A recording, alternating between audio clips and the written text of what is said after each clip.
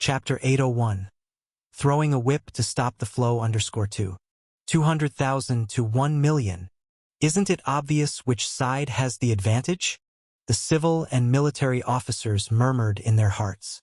Indeed, that's a full 1 million people. All of you present here.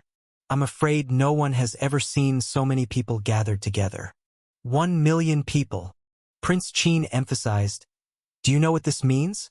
Just by throwing the whips of my army into the Fei River, it could block the flow like a dam.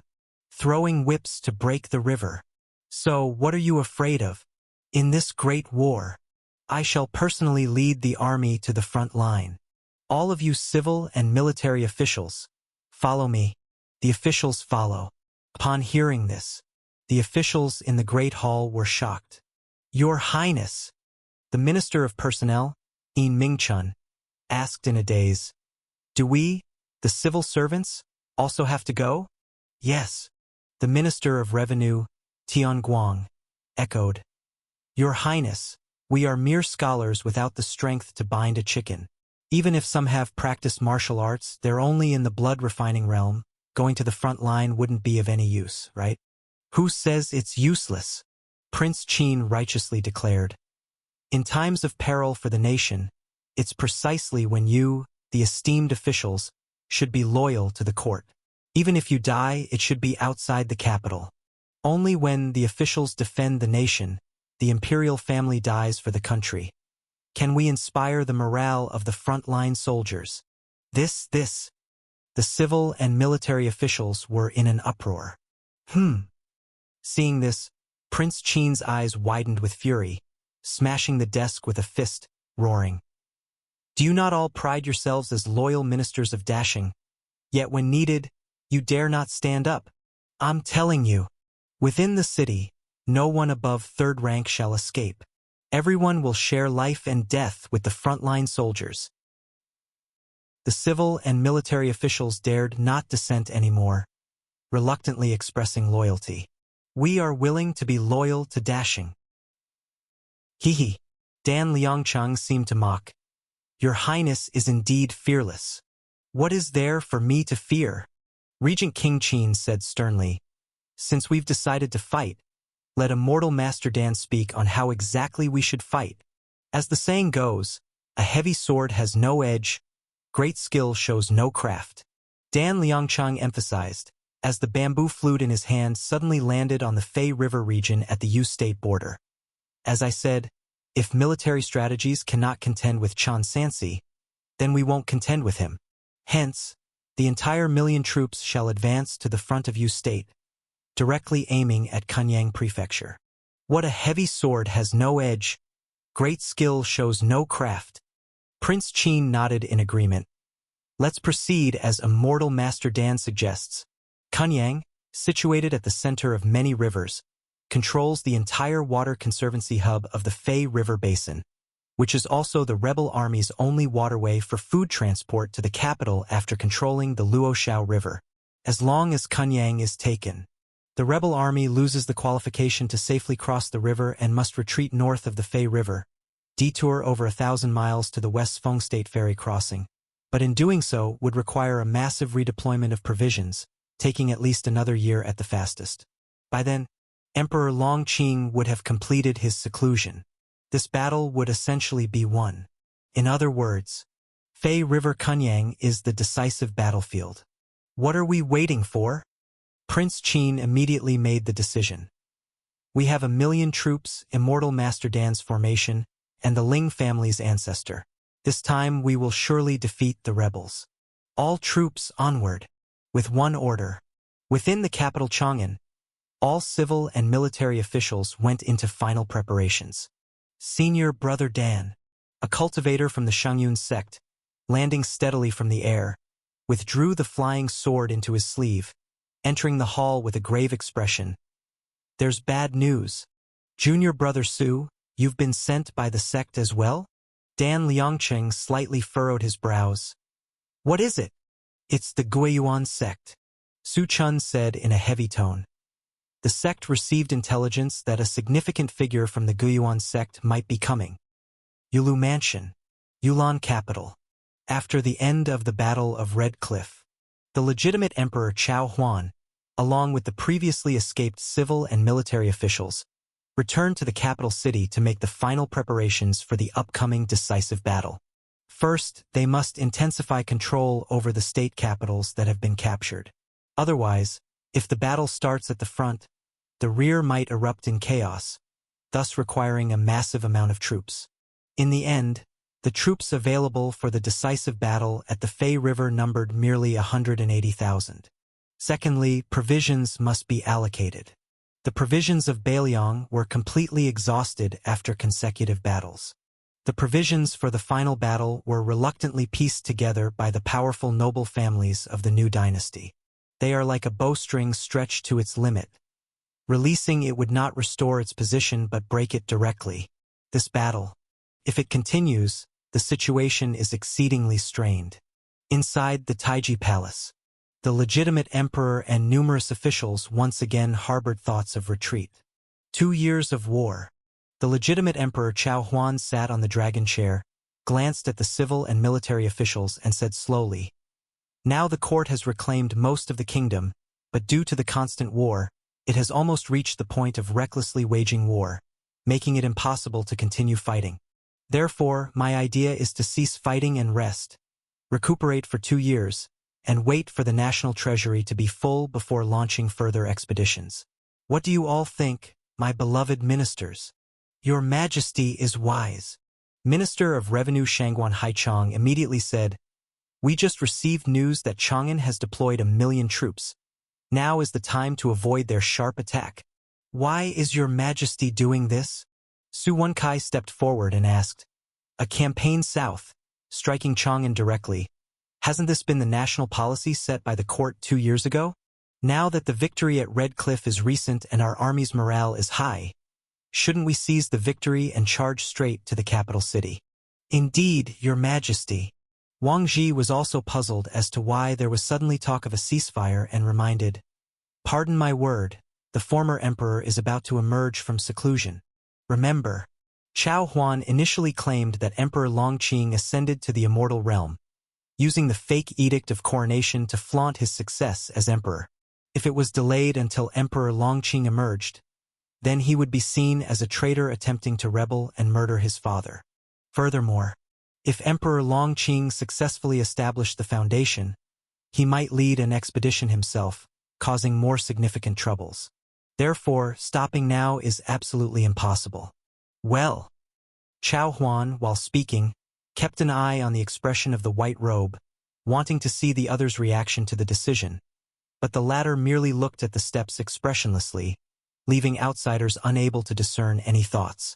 So much so that he dared not speak further. He, Chao Huan, the legitimate emperor, now issuing a decree. Yet he needs to watch the servants' expressions. He. The legitimate emperor Chao Huan awkwardly chuckled. "Chen Aiqing, don't be anxious. Actually, it's due to the upper sect Guyuan sect, which caused some changes in the situation. I haven't had time to tell Aiqing." "Just right." Prince Yan, Chao Ji, interjected. "Your Majesty, today is about the time when the immortal master will arrive at the capital city. Why not adjourn the court, and let my brother and us go to meet the immortal master first, then make a decision?" Very well, very well." Chao Huan waved his hand. The eunuchs retreated from the court. Soon, in the grand hall, only the emperor, Prince Yan, Bailiang King, several military ministers, and cultivators remained. Under Prince Yan's guidance, the group proceeded to the dojo outside the rear mountain of the imperial palace. "Your Highness," Su Wenkai probed and asked, "what kind of important figure is coming to necessitate a change in the grand strategy?" "A second-tier array master from Guyuan sect has come." Prince Yen Chaoji said straightforwardly, "Remember the water control array at Red Cliff? In the future, we will also have someone capable of setting up a great formation with similar power." "Second-tier array master?" The sword-wielding Chun Sansi pondered. If indeed a second-tier array master is here to assist, then their chances of a victorious pursuit should be greater. Amidst his thoughts, from a distance, came the sound of wheels grinding and something akin to horse hooves tapping the ground. Guiyuan Sect's second-tier array master arrived. But unlike other cultivators, this person neither flew with a sword nor rode an immortal crane. Instead, what appeared before them was merely a shabby donkey cart. On top of the donkey cart sat an old man in tattered clothes, with hair as white as snow and a face etched with the ravages of time. He squeezed out an incredibly simple smile, revealing his prominently gapped front teeth, adding a hint of foolishness. Chun Sansi's face was like a calm lake, but his heart tightened, because his chi observation skill could not see through this man's cultivation level. Chapter 802. Astral Changes. The old emperor is about to fall. Da da da da da da. A thin and weak donkey, pulling a dilapidated donkey cart that seemed ready to fall apart at any moment, appeared in everyone's view. The so-called second-tier array master was dressed in coarse cloth patched all over, his old yellowish face filled with grooves and wrinkles, smiling innocently with a mouthful of sparse teeth. There was no trace of a celestial demeanor, more like an old farmer randomly picked from the fields. On the dojo, there were over a dozen cultivators from the Guiyuan sect at the moment. But they all looked at the old farmer before them with puzzled expressions, seemingly not knowing him. Most importantly, Chun Sansi's chi observation skill could not see through this person's cultivation. In his eyes, this person was no different from an ordinary person. Perhaps this array master had some special means to conceal his cultivation. The Tao suppressed within this land, cultivators beyond chi refining perfection were not permitted to enter. Therefore, magic cultivators were mostly in the late stage of chi refining or fully perfected. Everyone would not exceed this limit. So in theory, there should be no need for concealment. Perhaps his cultivation technique was unique, or maybe he was just habitually hiding his cultivation. Of course, special circumstances could not be ruled out. The donkey cart slowly stopped before everyone. The old farmer climbed down the cart sluggishly, showing his blackened teeth, bowed to everyone one by one, and uttered in a hoarse voice, "Little old yellow Laojiu, greetings to fellow Taoists." Huang Laojiu. The cultivators of the Guiyuan sect looked at each other, inquired among themselves, yet came to no conclusion. Eventually, the cultivators couldn't help but ask, "Which peak is this brother from in the Guiyuan sect?" Within the sect, the second-tier array masters were few, yet they had never seen the old farmer before. Huang Laojiu introduced himself. "Little old me is a spirit farmer from Golden Feather Peak, surnamed Huang and named Laojiu, usually responsible for managing the medicine garden for the brothers in the peak, not often going out on missions, so fellow Taoists might not know little old me." Golden Feather Peak? The cultivators of the Guiyuan sect showed a sudden realization. Golden Feather Peak. It was not among the 9 major peaks, it's basically where the seniors of the sect reside. After introducing himself, Huang Laojiu continued to say, "Little old me is not good at fighting with magic. In this campaign, if any unexpected situation occurs, I hope fellow Taoists will assist me." "Certainly, certainly. Moreover, Brother Huang is a second-tier array master. We should rely on Brother Huang instead." No one among the cultivators dared to underestimate. The elders within Golden Feather Peak, although quite a few had lost hope of breakthrough, did not mean their strength and status were low, let alone being a second-tier array master. Hiss! However, Tower Master Cui Jichen and King Yen, Chen Qiren, and others still appeared somewhat perplexed. Cui Jichen couldn't help but ask, "Mr. Huang, are you alone?" "Yes, yes." Huang Laojiu nodded. "Just me." Cui Jichen and others still showed confusion, but did not continue to inquire publicly. Immortal Master Huang. Emperor Chao Huan shifted the topic, introducing, "This is the 3 armies Grand Marshal of our great Shang dynasty, also the only above Marshal Saint native to the whole eastern continent." Heard it. Heard it. Huang Laojiu specially clasped fists to the white robe, showing his ventilated teeth. "Little old me greatly admires Mr. Chun." "Mr. Huang, please don't flatter me." Chun Sansi said calmly, "Senior has traveled far. Would you like to rest first?" "Don't call me senior. I'm just a useless old man. If you acknowledge little old me, Just call me Lao Huang.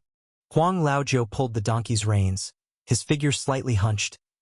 Little old me doesn't need to rest. Don't delay military affairs. If Emperor and Mr. Chun need any decisions, just proceed. Just right. Emperor Chao Huan said, there is a debate over whether to send troops. Might as well listen to Immortal Master Huang's opinion. In a side hall, lay out no less than 7 or 8 sand tables, and more than 10 maps, including each state and the entire world. The emperor first sent someone to review the war from the beginning. Then he said, Chun Aiching. Now we have Immortal Master Huang and you. The upper sect Guyuan will continue to dispatch Immortal Masters here. I think we no longer need to rush as before. We can conserve our strength and seek victory slowly. Even if the old emperor emerges, we may not be unable to resist. Such confidence to deal with Chao Kai wielding Dragon Abyss Sword, relying only on a second-tier array master? It's likely not enough. The opponent has second-tier array masters too, plus the old ancestor of the Ling family who hasn't shown up yet. Why so confident? Unless Huang Laojiu's strength is enough to awe Jiang Mountain. This also confirms why the Qi observation skill cannot see through the other's realm, more likely because the realm difference is too large. A similar situation occurred on Mr. Mei too. But if that's truly the case, what's up with the heaven and earth seal? And if the strength is sufficient, why doesn't Huang Laojiu directly march to the capital city, but instead delays here? There must be secrets involved. Chun Sansi temporarily cannot decipher the hidden details, but he can be sure of one thing. Continuing the delay benefits the old emperor, benefits King Jin Chao Huan. But solely, it's not beneficial for him or Bailiang. Your Majesty, Su Wenkai insisted, I still believe we cannot delay. Emperor Chao Huan did not respond to him, but turned his eyes to the old farmer, respectfully said, Immortal Master Huang, would you share your thoughts? Hehe. Chapter 803. Changes in the stars, the old emperor will perish _2. Huang Laojiu chuckled with a simple and honest demeanor. I am but a humble practitioner from the mountains and wilderness. What would I know of such matters of the state?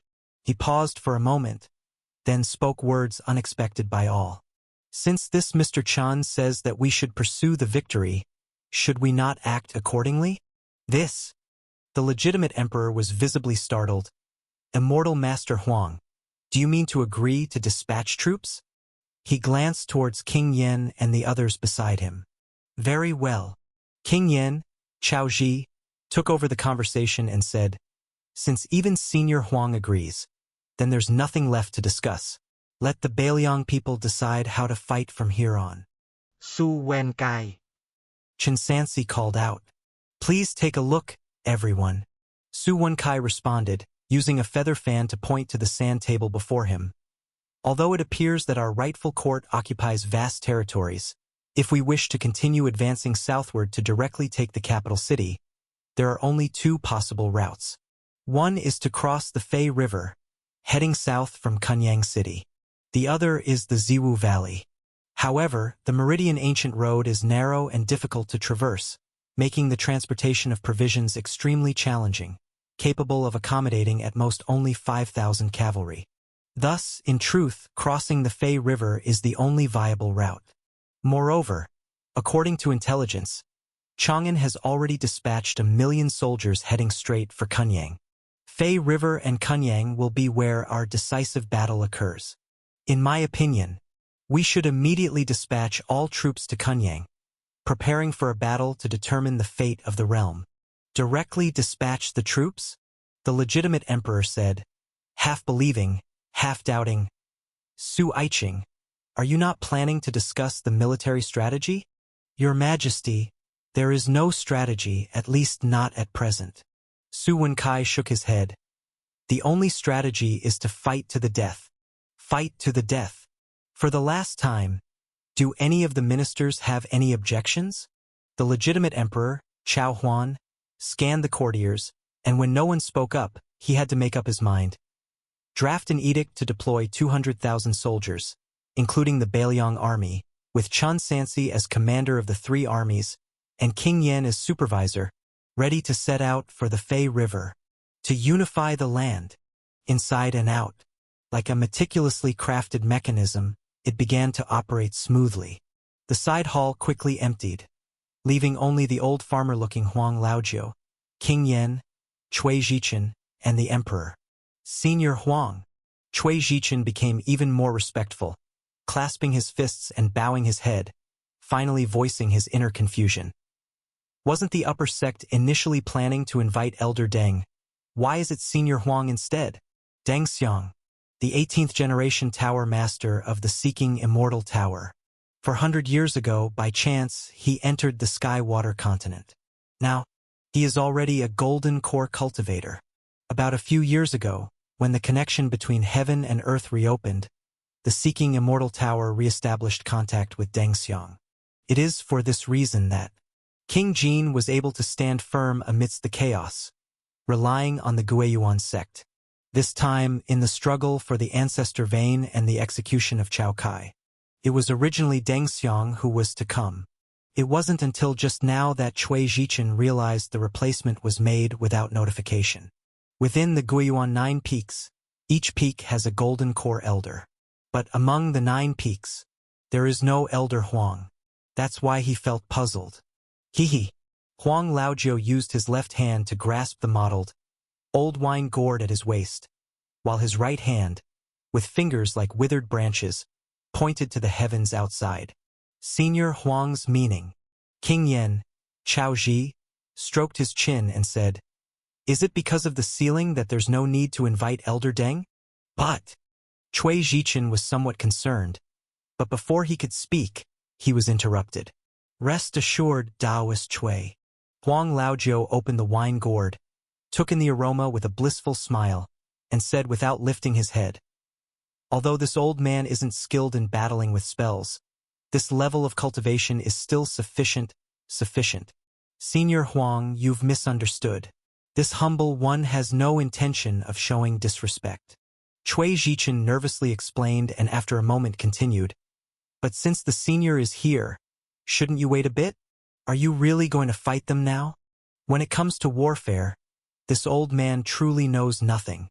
Huang Laojiu took a sip from the gourd, leisurely saying, "Since the Guardian's disciple wants to fight, let him fight. If we truly can't win, we can simply retreat in haste." After speaking, he smacked his lips and remarked nostalgically, "Authentic yellow wine. Haven't tasted it in years." On the eve of the decisive battle, all aspects were entering their final preparations. Provisions were being transported from the northwest, northeast, and southeastern regions to outside Yu State, ready to be delivered along the Luoshao River's tributaries to the Fei River basin. The troops were also once again being mobilized. Bailiang army had a total of 150,000, but with the increasing territory needing a large number of elites to guard, only 5 battalions, about 75,000 men, would set out. The remaining 120,000 troops were allocated by the court. During the preparations, Chen Sansi was at the front making final arrangements.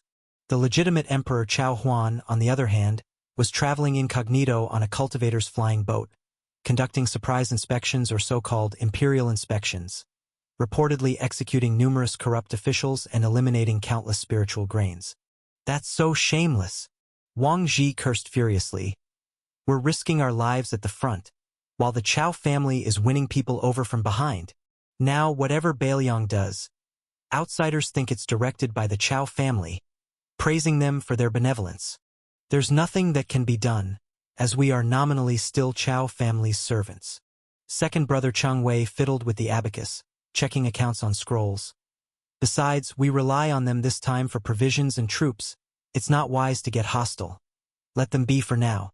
In the central army tent, after the generals had discussed important matters, they each busied themselves locally with their tasks. Only Su Wenkai was unusually quiet, sitting cross-legged in the dirt at the entrance, arranging branches intentionally around him. He gazed at the star-filled night sky, his right hand moving fingers back and forth, seemingly calculating, or resembling a cultivator forming seals.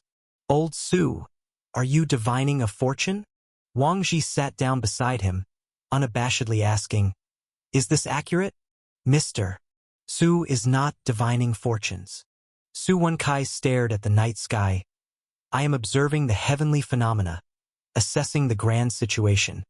Isn't it the same thing? Wang Ji asked. So, how's the chance of winning this time? No matter what, the opponent boasted a force of 1,000,000, an astounding number. Throughout history, few wars of this magnitude had occurred. Hiss.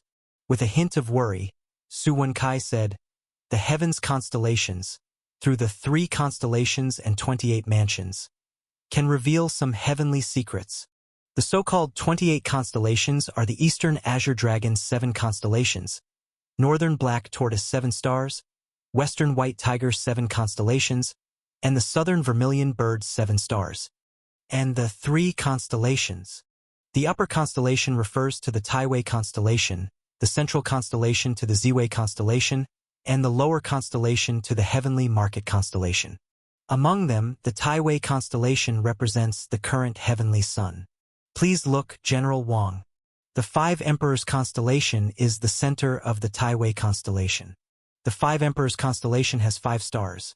The central is the hub of the Yellow Emperor, east to the Azure Emperor Lingwei Yang, south to the Red Emperor Qi Biaonu, west to the White Emperor Bai Zhaoju, and north to the Black Emperor Yi Guangji. When the 5 Emperors constellation is bright, the heavenly sun is blessed by the spirit of heaven and earth. If not, the heavenly sun will lose his position. At present, 5 Emperors constellation is dim and unsteady, and soon a comet will intrude. The so-called comet is a falling star from outside the heavens. A comet attacking the 5 Emperors constellation indicates a change of dynasty. Isn't this a great thing? Wang Ji listened with interest. Then take another look. Which dynasty is going to change? Su Wenkai did not answer, instead furrowing his brow, pondering deeply. The dimness of the Taiwei constellation's 5 Emperor seat was originally a good sign.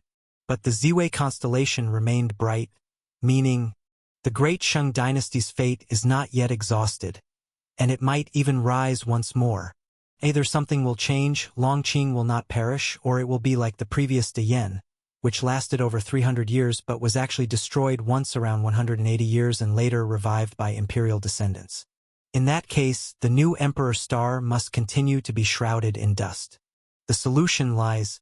While Su Wenkai was mulling over these thoughts, a figure in a white robe approached the central army tent, holding a long spear. Chan Sansi looked at them, solemnly asking, Su Wenkai, I just heard you say that there will soon be a comet, which is an outer world meteor descending on the eastern continent? Chapter 804 Chun Duwei. Comet appears, disaster arises. Throughout the ages, comets have never been a good omen. Indeed. Su Wenkai hurriedly stood up and bowed, then continued. This comet is heading directly into the 5 Emperors constellation, targeting the foundation of the great Shang dynasty. Can you calculate the exact date? Chen Sansi inquired. Su Wenkai replied without hesitation. Approximately between March 6th and March 9th. That accurate? Chen Sansi found it mysterious. Could you let me see the heavenly official book? The heavenly official book. It is the spell circulating in the divine continent for observing celestial phenomena. Master, that would be unwise. Su Wenkai quickly said. Peering into the secrets of heaven is detrimental to the heavenly Tao. If it were an ordinary mortal, it might be fine. But you are now cultivating immortal law. Peering into heavenly secrets might affect your future Tao path. Forget it. Chen Sansi also understood this. If not for special techniques, cultivators truly dare not peer into the secrets of heaven. It's rather the mortals, if they are willing to pay some price, they may glimpse a little, but only just a little. Chirp! As the conversation continued, the blue bird flew back and landed on his shoulder. Chun Sansi took off the letter, opened it, and after reading it, his expression darkened. He ordered, Lead the army to Kunyang. I need to take care of some matters first. After the battle, meet me in Kunyang. After speaking, he stepped onto the flying artifact and soared into the sky. Liangzhou. Compared to the war-torn Central Plains, the Northern Territory states were now exceptionally calm. Only the beggars and gaunt citizens gathered near the city walls still indirectly proved that the world was not at peace. Outside the city gates, the queue of people entering the city was endless. There were merchants from the surrounding areas, commoners from outside the city buying grain, and those who came seeking refuge after being affected by the war. A ranger with a broad sword chewed on a dog's tail grass and sat in a crowded wooden cart together with many refugees seeking relatives, entering the city after being checked. "Take it." "Oh, thank you, great hero." A beggar who had been drowsy suddenly woke up upon seeing the silver thrown in front of him, picked it up, and kept bowing in gratitude to the man before him. "Let me ask you." The ranger stepped onto the stairs, raised an eyebrow and asked, "Where is the governor mansion?" "Governor mansion?" The beggar pointed to the east, saying, "The largest one is, if you go now, you might still catch the porridge distribution." Before he finished speaking, the ranger had already disappeared. Governor mansion. Several large tents were set up at the corner, each containing a large iron pot, boiling fragrant grains, where the ragged citizens lined up to receive their porridge. Year after year of war has made the citizens suffer unbearably. The situation in Liangzhou is relatively better, but not much. The governor mansion has been distributing wealth continuously, even cutting its own expenses repeatedly, but even so, the effect is minimal. Especially in the current situation, even with money, it is difficult to buy food. Silver is just silver, not necessarily something to eat. "Do you want some too?" Si Qin looked at the tall ranger before her. Tapping the shabby bowl he extended with a wooden ladle and asked, "Looking at you so robust, you must be a martial artist, not someone starving. How can you be shamelessly taking food from the fellow villagers?" "That's precisely why those who practice martial arts get hungry easily." The ranger grinned indifferently. "If the lady doesn't give me some, I might have to resort to stealing." "You!" Si Qin was about to argue, but Mo Hua on the side stopped her, picked up a wooden ladle and served him a bowl. "Thanks." The ranger didn't mind the heat and slurped it clean quickly. Then after arriving at the side of the governor mansion, he casually discarded the porcelain bowl, and with a leap, reached the top of the surrounding wall, quickly infiltrating inside. He tread on the rooftop tiles without making a sound, promptly arriving at Fufeng Pavilion in the backyard, where the Chun family resided. In the large courtyard under the pavilion, there were women embroidering, girls reading, and children playing. Silently, the ranger already grasped his long sword. Behind him, several Shangyun sect cultivators arrived, each summoning their magic artifacts. "Wait!" Ling Kuei raised his hand. "They're not real people." Upon hearing this, one of the cultivators swiped his 2 fingers before his eyes, casting the spell of insight illusion technique, indeed realizing these were all mere clone talismans. First rank clone talisman. The talisman level varies, and so does the effect. First rank corresponds to a Qi refining cultivator. Seems like the Chun family has transferred their family members in advance. The mansion should only be left with some irrelevant maids and servants. Then search. If you can't find them in the city, go to the mountains. Don't tell me you can't find a few mortals who don't understand the art of concealment.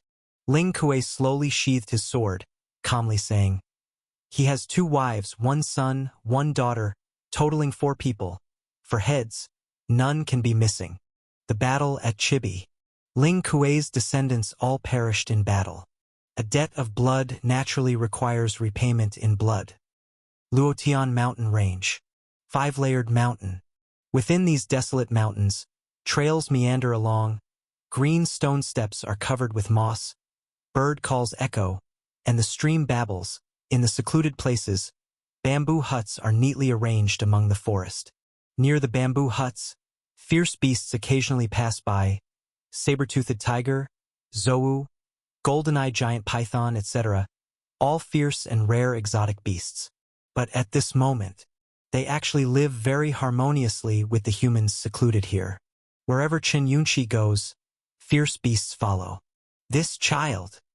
Ning Xiang leaned against the wooden railing, softly said, "Unexpectedly, her brother has no spirit root and can only practice martial arts, while she has a good spirit root, and with this special constitution, If she were in a beast-taming sect within the cultivation world, she would surely be raised as a holy daughter. Chapter 805 Chindue_2. Before this, Chun Yunchi had a very harmonious relationship with her younger brother's temperamental golden beast. Even last time when the golden beast injured someone, it was her who stopped it. Back then, people thought she was simply familiar with this spiritual beast. But after the war began, as they hid in the mountains and forests, they gradually discovered the mysteries of the situation. No matter the size of the exotic beast, Chun Yunchi could communicate with them and even command them in battle. To put it simply, she doesn't need a contract to manipulate spiritual beasts. In the path of beast taming, only by signing a contract can one guarantee the loyalty of a spiritual beast, prevent oneself from being backlashed, and establish effective communication to command the beast as if it were one's arm. Every cultivator has a limited number of contracts they can sign for each stage. But Chun Yunchi has no such restriction. She can control countless spiritual beasts if she wishes. Of course, spiritual beasts vary in strength, so even with a large number, they are useless if their bloodline is insufficient. Who knows how long this war will last? Zhao Zhao, bored and lying on the railing, threw stones into the pond and muttered, "It's like living like savages in the mountains every day. So boring it's killing me. What's wrong, girl?" Ning Xiang watched Yunchi's tense expression. "Someone is coming." Chun Yunchi pursed her lips and pointed down the mountain, her soft voice trembling a bit. "Xiao Bailing told me someone is coming up." Ning Xiang's expression turned serious. Between the mountains and forests, a cultivator of the Shangyun sect held a white ferret, continuously pressing towards the bamboo house, stopping halfway on the mountain, frowning and muttering to himself. The aura disappeared, rustling. While he was hesitating, a sound came from the bushes ahead. Focusing on it, it was a child lying on the ground, tinkering with something. "Little kid." Xie Fujuan approached, probing. "You're so young. How can you be here alone? Aren't you afraid of being eaten by wolves?" The child glanced at him, ignored him, and continued focusing on his work. "Hey!" The ignored cultivator was a bit angry, went up and grabbed the child. "I'm talking to you. How dare you?" Chon Due floated in midair, shouting at him. "You dare to disrespect me?" "Disrespect you?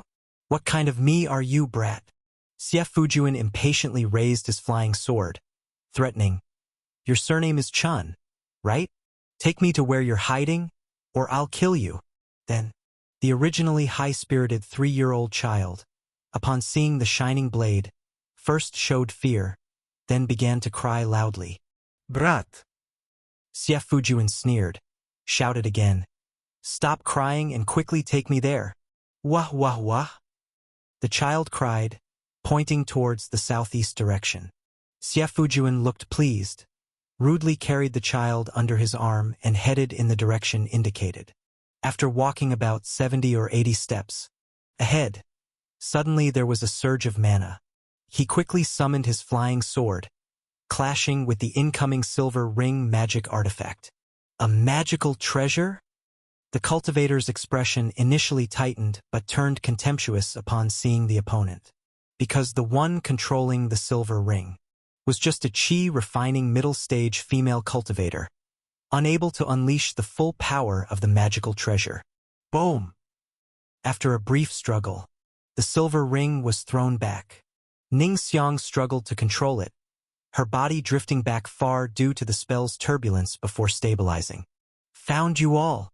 Xie Fujuan was ecstatic and was about to kill the child in his arms when he felt a chilling pain in his chest, his half-body going numb, subconsciously throwing the child away. Then seeing in his arms, somehow a reddish-brown venomous snake had appeared. The snake contained both sun and moon essence and evil chi within. Its toxicity had clearly reached the first rank. Damn it! Only then did Xie Fujuan recall that the Luotian mountain range contains slaughter vein, possibly harboring some mutated beasts. In just 2 breaths, he felt the evil chi invade his body, causing intense pain in his meridians that made it difficult to channel his mana.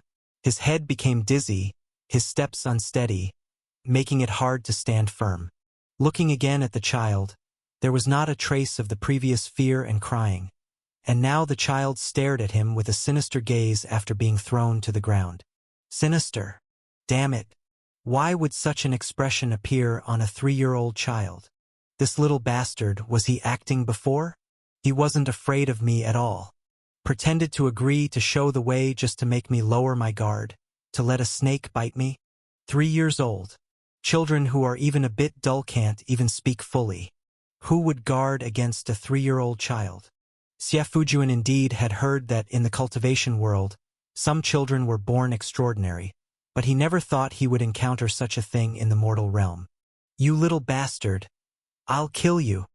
He raised his flying sword intending to kill, but the female cultivator wielding a magic artifact attacked again. Xie Fujian had no choice but to turn his direction, once more parrying the silver ring, while quickly sealing his acupoints and chaotically swallowing several detox elixir pills to prevent the worsening of his wounds. He was a late-stage cultivator of the Qi refining 9th layer. Even with the restriction of snake venom, gritting his teeth to kill a cultivator in the 4th or 5th layer of Qi refining was still not a problem. But at this moment, Xie Fujian saw the deep eyes of that woman in purple, lighting up with pink spirit light, and his heart sank with the thought that it was not good, but it was too late. He only felt his mind waver, nearly losing consciousness. With cultivation lower than his, the charming technique could exert such a significant effect. He silently chanted the calming incantation, forcibly maintaining a shred of clarity by sacrificing his essence blood. The result? He then saw a yellow-dressed young girl forming seals with her hands and controlling a sword to stab him. She was only in the early stage of Qi refinement, but the speed of the flying sword she launched was so fast it was impossible to capture it. Xie Fujian's chest was pierced at the seam by a bloody hole, and his body fell backwards stiffly. Immediately following, from among the forest came organized spiritual beasts and exotic beasts charging at him. Behind these fierce beasts hid a little girl with a timid face. Sharp teeth and hideous mouths began tearing at his limbs. In the presence of snake venom, charming technique, sword wounds, and more, Xie Fujian was already powerless to resist. His blurred vision saw the 3-year-old child picking up his flying sword, stumblingly approaching step by step. Monster! What kind of monsters are these damned monsters? Not a single normal person. Only endless horror remained in his heart. The 3-year-old child dragged the flying sword to the dying cultivator, biting his gums to muster the strength of sucking milk, only then lifting the flying sword, and no longer maintaining it, letting it fall freely. The sword blade struck Xie Fujian's neck, ending his life. A 3-year-old child kills an immortal master. This scene made Ning Xiang and the others' hearts tremble. This child is so young, yet killed someone, and killed a cultivator in the late stage of Qi refining. Here, Gu Xinlan and son Li arrived last. Sister Lan picked up the child, frantically checking for any injuries.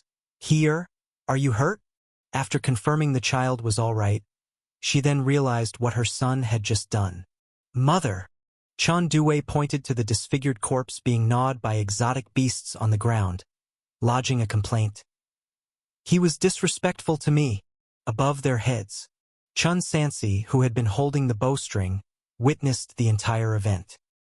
He could have shot through the cultivator's head directly, then saw his 3-year-old son kill a man himself. Even having emerged from mountains of corpses and seas of blood, Chun Sansi found it somewhat unbelievable, but had no time to worry about these matters for now. He descended from the sky, stepping on a magic artifact. Brother Sure. Father. General. Ning Xiang asked, when did you arrive? When they set out, I knew. Chun Sansi didn't waste words. I've cleared away the others nearby, we can't stay here long. Come quickly with me, from today onward, you all must follow the army. After the cultivator appeared, the rear was no longer safe. They may not have enough numbers to conquer cities, but assassinations wouldn't be a problem. Chapter 806, Battle of the Fei River. Get on the boat. Chun Sansi waved his hand. On the ground appeared a flying boat. These were procured back in Qiantang Prefecture, from the hand of the array master Taoist Xian. Engraved on the flying boat was a first-rank top-grade formation, its speed comparable to Foundation establishment cultivators not proficient in escape techniques. Buzz! Chun Sansi took out a mid-grade spirit stone and placed it on the array plate. As dense spiritual energy surged into it, the flying boat erupted with incredible speed, nearly transforming into a streak of light rushing into the sky. The Battle of Chibi. Countless warships burned. Most of the spirit stones placed in the water control array were wasted, only a few spirit stones were captured. As the flying boat reached 100 meters high, a commotion erupted in the jungle. A ranger appearing to be in his 30s activated a flying talisman, soared into the air and performed the breathing skill, the 16 shining Jingxin within his upper and middle body radiating with true power surging forth. True power middle stage. Chun Sansi naturally knew who this person was, the old ancestor of the Sky Water Ling family. But what surprised him somewhat was that the true power Ling Kuei finally unleashed was quite different from the other members of the Ling family. It was also water element true power. But the water element true power he released was not the clear torrents like Ling Yun and others, but rather dark as ink, filthy waters. The broad sword in Ling Kuei's hand, seemingly hard, was enveloped in sticky black liquid at the moment before being wielded, then suddenly erupted, spreading wide, like sediment accumulated at the lake bottom uprooted, or like a bizarre creature akin to black Tai Sui, transforming into a waterfall 8 zhang wide, pouring down to cover and flood the retreating flying boat. Fire element. From Chun Sansi's 7 apertures, flames erupted forth, the bladeless broadsword in his hand like a fiery Shen tiger charging at the black waterfall, firelight tearing through the darkness, revealing the sky above. The collision of the two true powers, the resulting shockwave, propelled the flying boat a large distance ahead again, its array embedded with mid-grade spirit stones, coupled with Chun Sansi's mana control, resulted in a continuous speed surge. Failed in one strike. If Ling Kuei wished to pursue further, he'd only be left far behind, watching helplessly as they disappeared into the horizon. This was the deficiency of martial cultivation. Magic cultivators could use essence blood to activate high-level talismans beyond their stage, but true power martial cultivators could only use low-level talismans to fly, inevitably having an irremediable weakness. Yet Chun Sansi, while cultivating martial arts, was also a chi-refining middle-stage magic cultivator. In the Eastern continent, even if unable to win, no one could likely stop him from escaping. Now with family by his side, he naturally lacked the heart for battle, commanding Ning Xiang and Zhao Zhao to jointly infuse mana into the flying boat's formations, just to swiftly depart this place first. True power middle stage. He piloted the flying boat, recalling the brief exchange earlier. Indeed, the higher the realm, the greater the disparity. Right now, Chun Sansi was only 1 Jingxin away from breaking through to the true power middle stage. Yet despite this, after even a brief exchange, his arm felt numb, his meridians ached. Moreover, the opponent's true power was extremely strange, possessing unusual effects. He lifted his blade. After the exchange, the blade of the bladeless broadsword was still covered with bizarre water element true power, which looked like it was smeared with black mud, eroding the blade while devouring true power. Chun Sansi reconcentrated fire element true power onto the broadsword, producing a sizzle sound, burning away the muddy force amidst thick smoke, before the weapon could be fully imbued again. It wasn't just the weapon. Even his flesh also suffered invisible erosion from the opponent's true power. His meridians and even the Jingxin shrine seemed to be smeared with sludge, like bone-attaching sore, requiring continual exertion to cleanse thoroughly, or else he couldn't wield his full potential. The ancestor's peculiar true power could weaken the opponent's true power. Water and fire inherently counter each other, coupled with realm suppression.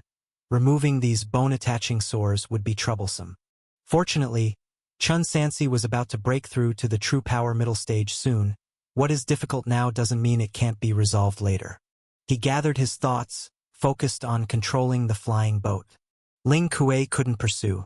Other chi-refining cultivators chasing would be tantamount to suicide. So soon enough, They entered a safe airspace. Only then did Chun Sansi have time to converse with his family. Chun Due stretched his neck to gaze outside the flying boat, quite delighted, while Chan Yunshi cautiously crouched at the edge holding Zhao Zhao's hand, eyes closed and not daring to look below.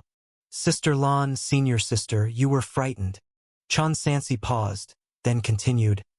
But everything will soon be over. Speaking of family, they may thrive under the family's prosperity, but suffer in times of calamity. In the past, if defeated, family might have a chance of survival by concealing their identity. But now, if he lost, the entire family would perish with him. Dad! Chan Due tilted his head, pointing with his fingers at the blade in his father's hand, eager and saying, I want to learn. Chan Sansi ignored the topic and looked down at him, speaking, Tell Dad, why did you kill earlier? He disrespected me. Chun Due replied naturally. Upon hearing this answer again, Chun Sansi closed his eyes. The person killed earlier was not an issue. In fact, from a certain perspective, a child so young understanding adaptability was undoubtedly beneficial, especially as it protected his mother just now. But the problem lay in this words. Disrespected me. Chapter 807. Is it really permissible to kill someone just for disrespecting me? Due. Chan Sansi reopened his eyes and said solemnly, Why do you think everyone must respect you? Chan Due retorted, Why shouldn't they respect me? The tone was taken for granted. A child's misbehavior is the father's fault. Even on the battlefield, Chun Sansi could maintain a clear mind and stable emotions, but at this moment, he almost couldn't control his anger. If he hadn't considered his own responsibility for being away from home for so long, he might have immediately resorted to physical discipline. Don't upset your father. Gu Xinlan noticed her husband's unusual emotions and wanted to step forward to reprimand. Chan Sansi raised his hand to indicate it wasn't necessary, then sat cross-legged and looked patiently at the child, saying, Your father used to greatly appreciate a phrase. Are nobles and generals born different? The meaning is, no one is destined to be noble from birth, neither your father nor you. Therefore, you cannot demand respect from everyone, and you certainly can't kill merely due to disrespect. Chan Due waved his fist earnestly and said, Nobles aren't born, but I'm born different. Hiss. Chan Sansi suppressed his anger. What? If I disrespected you, would you kill me too? Born and raised by parents. Respect them above all. Chan Due replied without hesitation. Others are neither kin nor friend. Why shouldn't they be killed? Who taught you these things? Chan Sansi turned to his wife and asked, Sister Lan, wasn't it Shingueti who taught him? No. Gu Xinlan explained. My sister has a cold temperament but definitely didn't teach Due to kill. No one taught me. Chan Due said, I figured it out myself. Figure out what crap? Chan Sansi pinched his ear. If you continue like this and cause a serious error, it'll be my fault. He took the opportunity to check, confirming the child had no spirit root, otherwise, he'd suspect some unique trait similar to a demon lord of mayhem. It hurts, father. It hurts. Chan Due grimaced and said, Then tell me, listening to you should be enough, right? All right, listen carefully. Chan Sansi instructed. Out there, I won't demand you swallow your pride, but you must never bully the weak, especially those without defenses. If someone merely disrespects you, you don't need to show them excessive humility, but you mustn't take their life. Of course, if someone means to harm you, your actions today were not wrong. I got it, father. Can you let go now? Chan Due finally felt relieved, sat on the ground rubbing his ear, and said, So, if I follow your advice, will you teach me martial arts? If you can do what father said, I will teach you everything. Chan Sansi emphasized, but if you recklessly harm the innocent, I will personally destroy your root bone. I understand, father. Don't trick me. Chan Due was still confused, but accepted for the sake of martial arts training. Everyone says his father is the divine continent's #1 gun saint. Naturally, he wants to learn from the best. Chen Sansi could see it. This child fundamentally didn't understand his meaning. But at least he was willing to obey. As long as he doesn't make mistakes, he can teach him gradually as he grows up. This isn't something that can be rushed. On the flying boat, it gradually became quiet. After flying for a long time, Gu Xinlan and others leaned back to rest, except for Chan Duhe, who was energetic, using a slingshot to attack passing birds in the air. Speaking of which, Chen Sansi had just recently learned through letters that his daughter Chen Yunxi had a special beast taming trait, and her spirit root was top-grade wood and water dual root, showing quite good qualification. In another 2 years, she can be taught the cultivation technique and train alongside him. From Liangzhou to the Central Plains might not be far or near. Even flying takes 10 days to half a month, walking and stopping along the way, which instead became rare moments for the family to reunite. Eventually, they stopped at Songzhou. Ahead of Songzhou lies the front lines of the Fei River. Based on the intelligence returned by the Blue Bird, both armies have already taken their positions. In the next month, Chen Sansi disguised all of his family members, settling them in a remote location. He masked their entire family's presence with special fragrances and left behind sound transmission talismans acquired from Shangyun's sect cultivators to ensure they could stay informed of the situation at any time. After preparing all this, he bid farewell to his family and rushed to the front lines. But in truth, this was merely a temporary measure. If he were to lose and die, his family would eventually be discovered. So he must win. Fei River, Ba County. The Imperial Army of 1,000,000 men was grandly on the move, already fully deployed to the front lines. The remote county city, named Ba County, was currently gathering the imperial relatives and dignitaries. Under the mandatory orders of Prince Qin, all officials ranked 3rd rank and above in the capital city were brought over, greatly boosting the morale of the Imperial Army. And the second-tier array master Dan Liangqing was also diligently crafting the formation needed for this great array. In the rear of the army, one massive stone pillar after another was erected, their surfaces inscribed with dense ancient runes, appearing majestic and solemn. In total, there were 81 such pillars, reaching toward the heavens, resembling the heavenly pillar. This is the heavenly book array, combined with the formation core crafted by the second-tier array master. Its power closely rivals a mid-grade second-tier array. Immortal Master Dan. The Regent King Qin approached. The scouts at the front have transmitted intelligence that the rebel army is continuously arriving at Kunyang Prefecture via the Fei River Canal. Should we deploy our troops now to strike them midway, potentially preventing them from concentrating their forces and scattering them into the smaller towns on the west side, so we can defeat them one by one? I have said, do not divide the troops, at most defend the critical passes. Dan Liangchang calmly stated, wait until the formation and troops are fully assembled, and just attack Kunyang City head-on.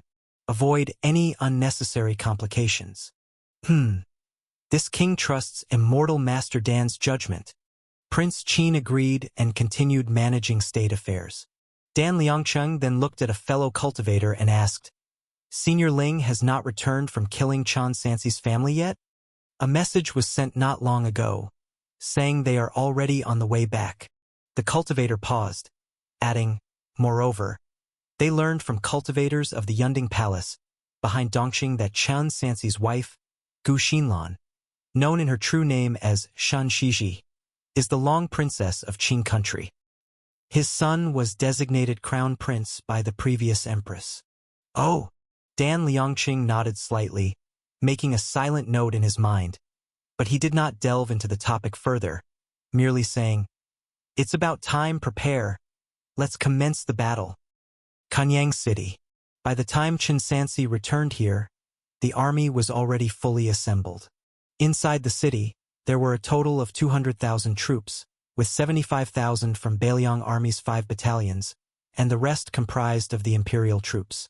Moreover, the legitimate Emperor Chao Huan, emulating Prince Qin, also brought along the civil and military officials, personally leading the expedition. Both sides were on the verge of battle. Chen Sansi, riding a magic artifact, personally conducted the final reconnaissance of the terrain. In the sky hundreds of feet above, he could see the dense numbers of the Imperial Army troops and encampments, almost covering the entire land of Eastern Ustate. A staggering number. He waited until nightfall, silently arriving at specific terrains, and in each position, he left several array flags. Then, he took out a Xianzhu, injecting a large amount of mystical energy into it. The array flags carried the mystical energy into the ground without a trace. After the great victory at Chibi, the mystical energy within the Xianzhu soared once more. But it must not be used recklessly, for it still serves a grander purpose in the end.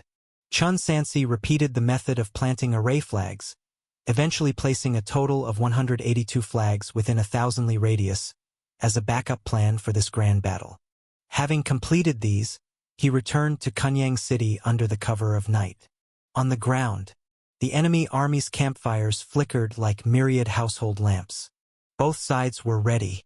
Barring any unexpected events, the battle would commence at the latest by tomorrow. With an army of 1,000,000, if combined with the Heavenly Book array, it would likely demonstrate extremely astonishing power. But things have come to this point, the only path is forward. After this battle, the Eastern continent will be without rivals. P.S. The map on the east side, that is, around the right side of Bagong Mountain, might still undergo modifications, but for now it's drafted roughly for understanding. The map is not yet finalized. I'll try to write more tomorrow. Chapter 808 The Final Battle Begins. In the 78th year of the former Longqing calendar, on February 16th, the previous dynasty mobilized 1,000,000 soldiers to assemble at the Fei River in Yu State to attack Kunyang Prefecture City. The Grand Ancestor, along with the 28 generals of Yuntai and Shengshenzong, jointly defended it, historically known as the Battle of Fei River. Kunyang City. The rightful Emperor Chao Huan, along with the civil and military officials, stood on the city tower, gazing into the distance. Even from dozens of miles away, they could see the formations and camps of the Imperial Army, overwhelming and seemingly infinite. Indeed, it's like throwing a whip to break the river's flow. Faced with such a scene, compelled by the persistence of the Bailiang king, Chao Huan and the officials agreed to come for the decisive battle. But now they are filled with apprehension, feeling no necessity for a hard fight. How can we fight this? Officials from noble families began to mutter among themselves. So many people.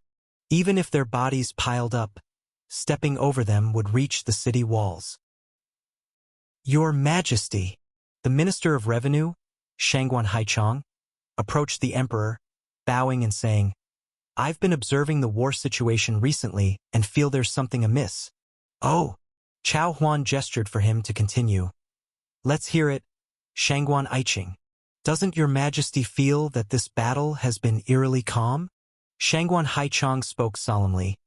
During the movements of both armies, Chang'an had several opportunities to send troops to attack us, especially since the Bailiang king was absent for some time. They had every chance to disrupt our forces and hinder the transport of provisions into the city. If they had, it would have greatly benefited Chang'an in the future. Yet they did nothing, simply watching as we moved our troops. It's almost like returning to the spring and autumn period. Thousands of years ago, the spring and autumn period saw countless feudal states. Back then, there were no various military strategies. Wars between states were straightforward without schemes, often using a dueling method. Simply put, it involved both countries issuing challenges, agreeing on a battlefield location, and after the set date, both sides would array themselves for battle. This critical, decisive battle surprisingly gives such an impression. It really does. Everyone pondered thoughtfully. Is the enemy army deliberately waiting for us to gather? What do they intend to do? After a brief contemplation, they suddenly realized and arrived at a chilling common consensus. Chang'an wants to annihilate us in one fell swoop. Are they so confident that the entire Kunyang city is a big trap, waiting for us to fall in? Otherwise, someone suggested, let's withdraw. Not saying to withdraw completely, but at least pull back a portion. The Minister of War, Ming Qingfeng, advised, Kunyang City, though sturdy, is ultimately small. There's no need for an entire force of 200,000 to be stationed here. I propose that leaving 100,000 troops to defend is sufficient, and the remaining 100,000 should withdraw to Songzhou, thus preparing for any eventuality. If the frontal battle goes well, they can immediately cross the river to support. If things look unfavorable on the front, they can aid in retreating the forces within the city. 1,000,000. Whoever beholds such a grand scene cannot help but feel startled. Emperor Chao Huan pondered deeply. Lord Ming, a loud and authoritative voice interjected. During a decisive battle, when the opponent shows a flaw, it's in a moment.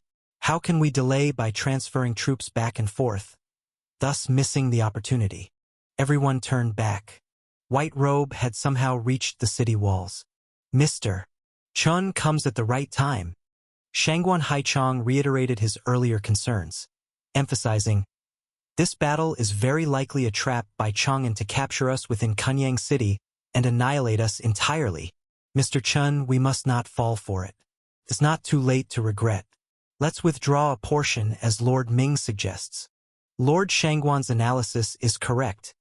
It's indeed a dragon-trapping tactic. Chan Sansi paused, articulating each word clearly.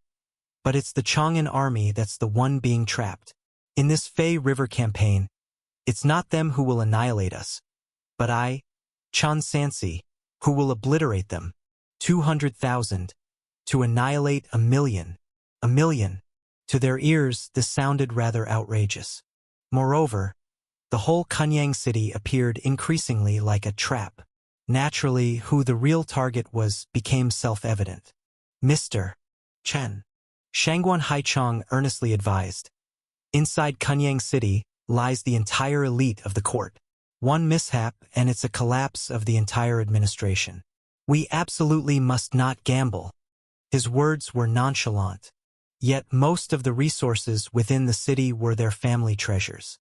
Grain, supplies, even military officers, all accumulated over hundreds of years by their noble families or sects. Taking others' family treasures to gamble. He's speaking comfortably while standing, indifferent as a child selling family land. This grand, decisive battle was never agreed upon collectively. It was entirely White Robe's unilateral decision. The emperor, moreover, brought them to defend the city. One defeat, and it's a total loss. Mr. Chen. Shangguan Haichong persisted. Why not follow Lord Ming's strategy? Defending the city doesn't require so many people. Why not withdraw half and leave a way out for ourselves? Indeed, Prince. In military affairs, prudence should prevail. Withdraw.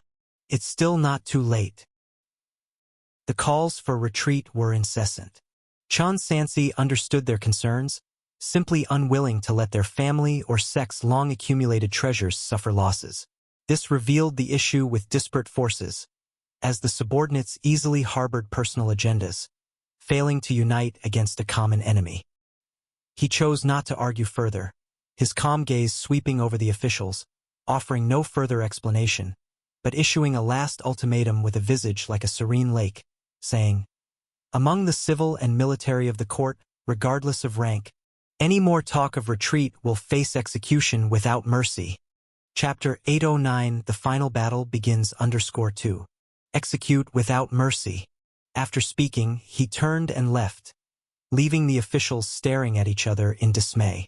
What is he up to? Does he really intend to treat them as expendables, allowing the Bailiang army to dominate? The officials were already anxious about this war, and now being rebuked, they were greatly displeased. Alas, the Emperor Chao Huan sighed, Dear ministers, it is best not to discuss retreating anymore. Your Majesty. Shangguan Haichong frowned, speaking softly. I have something to say, though I'm uncertain if it should be said. The Emperor nodded. Minister Shangguan, speak without hesitation. Your Majesty. Shangguan Haichong leaned forward. The Bailiang king indeed has the authority of the false yellow halberd, but that concerns officials like us. Just now, your Majesty was present. Indeed, indeed. Several officials echoed. Earlier, the Baeliong king did not even perform the basic courtesies upon seeing your majesty. And this deployment of troops, it completely forced your majesty and us to agree. Your majesty is benevolent and trusts in those he employs, but a heart guarding against others is still needed. I truly don't understand. Even if we are to defend Kunyang, why must we go all out?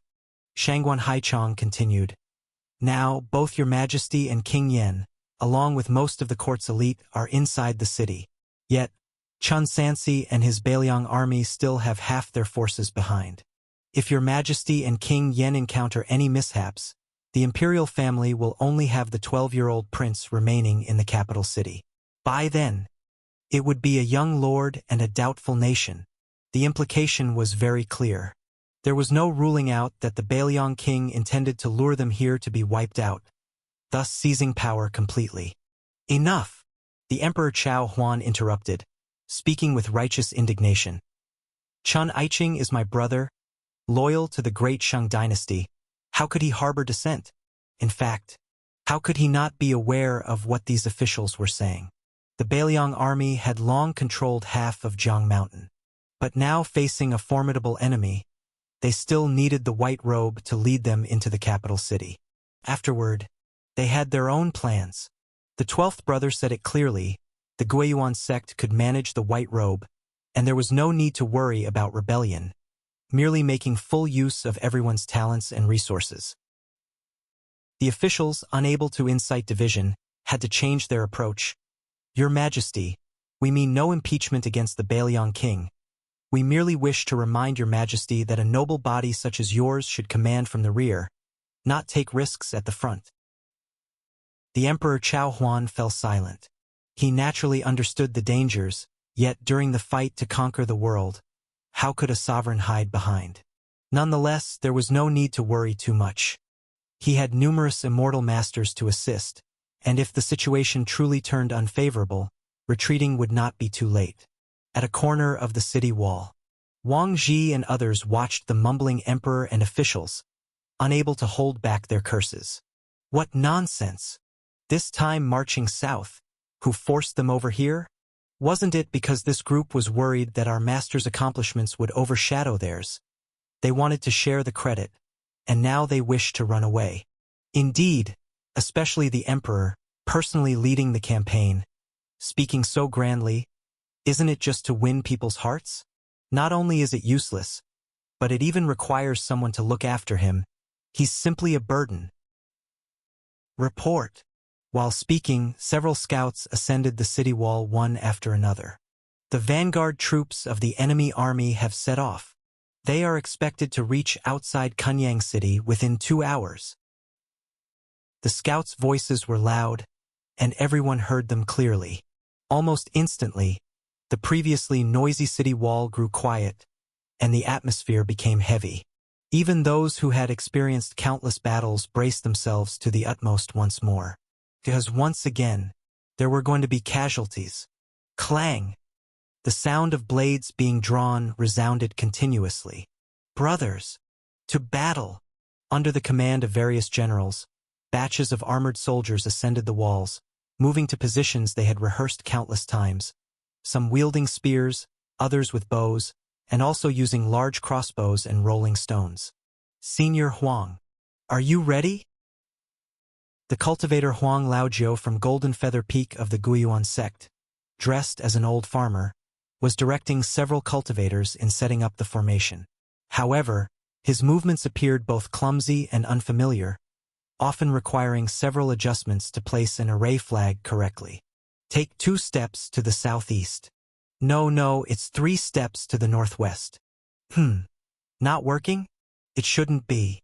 Let this old man take another look. Thump, thump, thump, thump, thump. Meanwhile, the sound of war drums was heard from several dozen miles away. The setting sun dyed the bloody battlefield red. The sunset shone like fire over the city's east. Waar drums sounded, banners danced. Hoofs thundered, blades flashed. Under the gaze of everyone, a black flood surged towards the city. halting 5 miles away to form their ranks. All that could be seen were enemy armored soldiers. Even the ground was obscured. Mr. Huang, a cultivator urged, the enemy army is about to attack. Is the formation not ready yet? Oh dear. It will be ready soon. Just a moment. Huang Laojiu was increasingly flustered. The cultivators from Guiyuan sect couldn't help but murmur among themselves. This is a second-tier array master. It's no wonder they've never seen him before. It's unclear what the sect was thinking, sending such an unreliable person for such a critical task. Among the enemy army, a rider galloped forth. It was the newly appointed Minister of War, Zhu Ming, and also the vanguard general this time. Prince Jin. Zhu Ming halted 800 steps away, looking up at the top of the city wall and shouted, Your Highness was originally the supervisor, already controlling the military and political affairs of the land. Why rebel and seize the throne? Now the court's mighty lion army of 1 million soldiers besieged the city. You are already at the end of the road. Why not surrender quickly? The current holy emperor is benevolent and considering the father-son bond, might still offer your highness a way out. Nonsense, the gray-haired legitimate emperor retorted.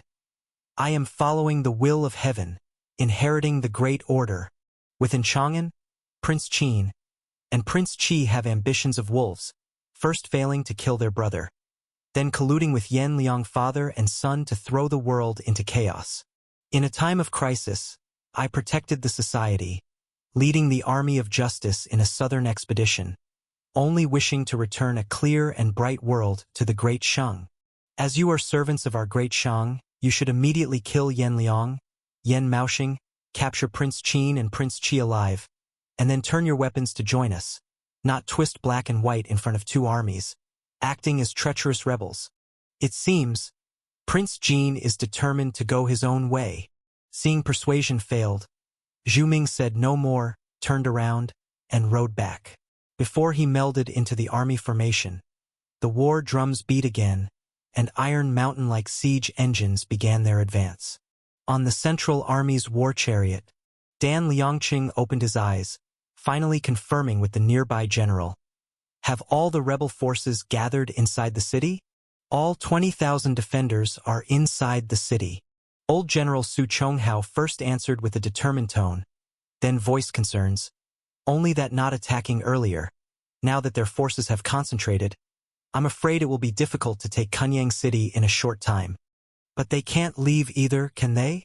As Dan Liangqing spoke, he rose into the air, forming seals with his hands, causing a gigantic array plate to appear, followed by numerous cultivators from Shangyun sect, who began injecting mana into the array plate together. Rumble! The earth began to tremble.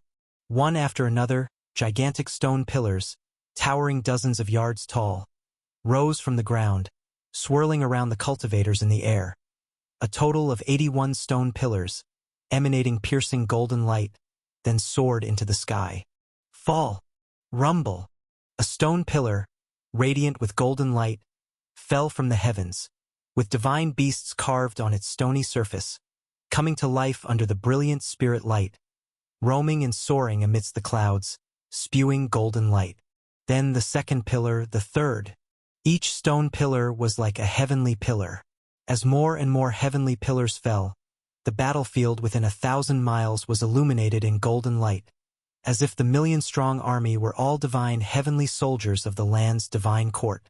Earth-drawing array, open the heavenly gate, enter the earth gate, close the golden gate, ride the jade wheel. 6 ding 6 jia golden light array. Chapter 810 Fierce Battle. 6 ding 6 jia golden light array. Earth-drawing array, exit heavenly gate, enter earth door, close golden gate, ride jade wheel. The solemn spell was chanted out of Dan Liangqing's mouth. The bamboo flute in his hand suddenly grew over a foot in length, transforming into a jade-green bamboo, with an orange-yellow flag attached at the top, emitting spiritual light as it danced. Life-bound magical artifact, Mystic Jade Golden Bamboo, a growth-type magic artifact. Currently a first-rank top-grade magic artifact. Different from other array masters, who require a separate array plate to control each formation and must carefully nurture the formation core to ensure its operation. Just like the previous blood sacrifice in Liangzhou, once the array I was destroyed, the formation ceased to exist. However, when the mystic jade golden bamboo was held by an array master, it could replace any formation core, allowing the formation to be manipulated as easily as an arm directing its finger. Boom, boom, boom. Each time the array flag swung, a heavenly pillar descended from the sky. With 81 heavenly pillars, the battlefield resembled a divine court. Amidst the thunderous sound of war drums, Dan Liangxing's voice echoed through the heavens and earth. The first decree governs heavenly soldiers in the Chen trigram. The second decree decapitates demons in the Kuan trigram. Buzz rumble. On the carved lifelike myriad divine beasts at the forefront of the formation's heavenly pillars, gold light began to spout. As the golden lights connected 2 by 2, they formed a shape resembling the heavenly gate. Anyone passing through the heavenly gate, whether soldiers or siege machinery, found a layer of gold light covering them, akin to armor shrouding their bodies, not only improving defensive power but also greatly enhancing combat capability. 6 Ding 6 Jia Golden Light Array. It also originated from the Heavenly Book. The strength of any formation depends on the scale of the formation and the level of spiritual energy supply. The Chang'an Army, a mighty army of millions. If conventional formations were used, the consumption of spiritual energy would be massive with every passing second. A competent array master should always know to deploy the most suitable formation for the current situation. Therefore, Dan Liangcheng chose the 6 Ding 6 Jia Golden Light Array. This formation is extremely special, with power residing in the 81 heavenly pillars. It can establish an earth array heavenly gate via the heavenly pillars, and the soldiers would receive an augmentation of dark power upon passing through the heavenly gate. In this way, the spirit stone resources could be utilized to the fullest. After all, even with an army of millions, not all rush at once during a siege.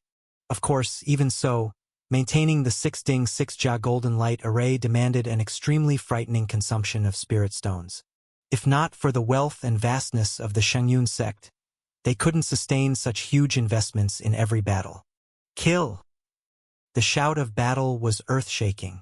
Siege equipment like wooden curtains, Fenwen cars, crash cars, and assault vehicles emitted golden lights, advancing towards Kunyang City under the push of equally golden-illuminated court soldiers. Both sides exchanged volleys of arrows, and the giant stones launched by catapults soared through the air like flying mountains. However, the power displayed by the equipment on both sides was vastly different. The catapults of the Chang'an Army, enhanced by the 6 Ding 6 Jia Golden Light Array, launched giant stones that glittered with golden light. With just the first round of attack, they smashed a huge gap into the sturdy Kunyang City wall. The entire city trembled violently, like an earth dragon turning over. Mr. Huang, is the formation not ready yet? The Kunyang City wall. The cultivators of Guiyuan sect urged the toothless old man. At this rate, the wall wouldn't hold for an hour, and it would collapse. Moreover, the arrows fired by the crossbowmen under the Orthodox banner were all blocked by the armor covered in golden light on the enemy army, making only ding-ding-dang-dang noises without causing any harm, inevitably pushing forward to the foot of the walls. If this continues, this battle doesn't even need to be fought. All right. Huang Laojiu, busy setting things up in the corner, barely managed to activate the formation just as the enemy was at the gates. Buzz! The array plate spun, akin to a mechanism being activated. Countless green flags started to orderly move automatically. One array seal after another began layering over the Kunyang City wall under the boost of the spirit stone, until multiple gusts of wind came rushing, transforming into a faint green flowing light that covered the entire city. Another giant stone with golden light fell with a loud crash. But this time, not only did it fail to shake the city again, but it was also quickly shredded into pieces by the flowing spirit light, and a wind attribute mana barrier unfolded, blocking a deluge of arrows. Seeing this, only then did the cultivators of Guiyuan sect finally breathe a sigh of relief. Mr. Huang, You really scared us. Sorry. Huang Laojiu hurriedly bowed to everyone. This old man fits the saying, jack of all trades, master of none, knows a bit of everything but excels at none. Especially these years, I've been more into farming, and have become somewhat rusty in the way of formations. Xian Armor Wind Formation, a second-tier mid-grade formation. It has a coinciding function with the water control array, which is also unidirectional defense, preventing attacks from outside while allowing those inside to launch attacks outwards. Whether it's arrows, rolling stones, or blades, spears, swords, halberds, axes, hooks, tridents, after passing through the barrier, they can all carry wind attribute dark power. Once the formation was activated, the enemy army also reached the foot of the wall. Boom! The golden flaring siege giant hammer struck the shield outside the city gate, delivering deep, resonating booms. Huang Laojiu again carefully performed a crude mantra. Streams of dark power fell upon the bows, crossbows, and bolts. The arrows fired by the soldiers transformed into cyan streaks, finally piercing through the golden light, inflicting deadly damage on the enemy army. Chapter 8:11 Fierce Battle _2. The fierce battle has officially begun. The golden bow and silver bullet appeared in Chun Sansi's hands. He stood on the eaves of the city tower, overlooking the entire battlefield. His speed in drawing the bow was so fast that afterimages appeared. One flowing light arrow after another, infused with true power, continuously pierced through barriers and fell onto the battlefield. Within a few breaths, he had taken the lives of over 100 soldiers, and several siege engines exploded into ruins under the terrifying force. However, the enemy cultivators naturally wouldn't just watch. Several cultivators immediately aligned themselves with the aid of golden light, resisting the arrows together and falling into a brief stalemate. Meanwhile, their soldiers finally reached the base of the wall, climbing the ladders and storming the war chariots one after another. Kill the traitors! Kill the traitors! However, as before, even if someone managed to climb up the city walls, they still had to face the barrier of the second-tier array first. The Bailiang soldiers hidden behind the barrier could take up long weapons infused with wind attribute dark power, causing heavy losses to the court's troops. But the good times didn't last long. As more and more enemy troops swarmed like ants, the Xian armor wind formation's fluctuations became increasingly intense. Ripples oscillated layer by layer on the surface of the barrier, as if someone kept throwing stones into a calm lake. Especially after the cultivators began relentlessly casting spells to bombard it, the city protection barrier's fluctuations grew even larger. The second-tier formation could not be easily breached by a group of Qi refinement realm cultivators. However, it did not mean the array wouldn't suffer damage. It could only continually repair itself, which required consuming a large amount of spirit stones. Chun Sansi did not remain a bystander. His entire body was enveloped in black armor. The bright silver spear appeared in his hand, and he became one with the fire dragon, breaking through the Xian armor wind formation's barrier to fight outside the city.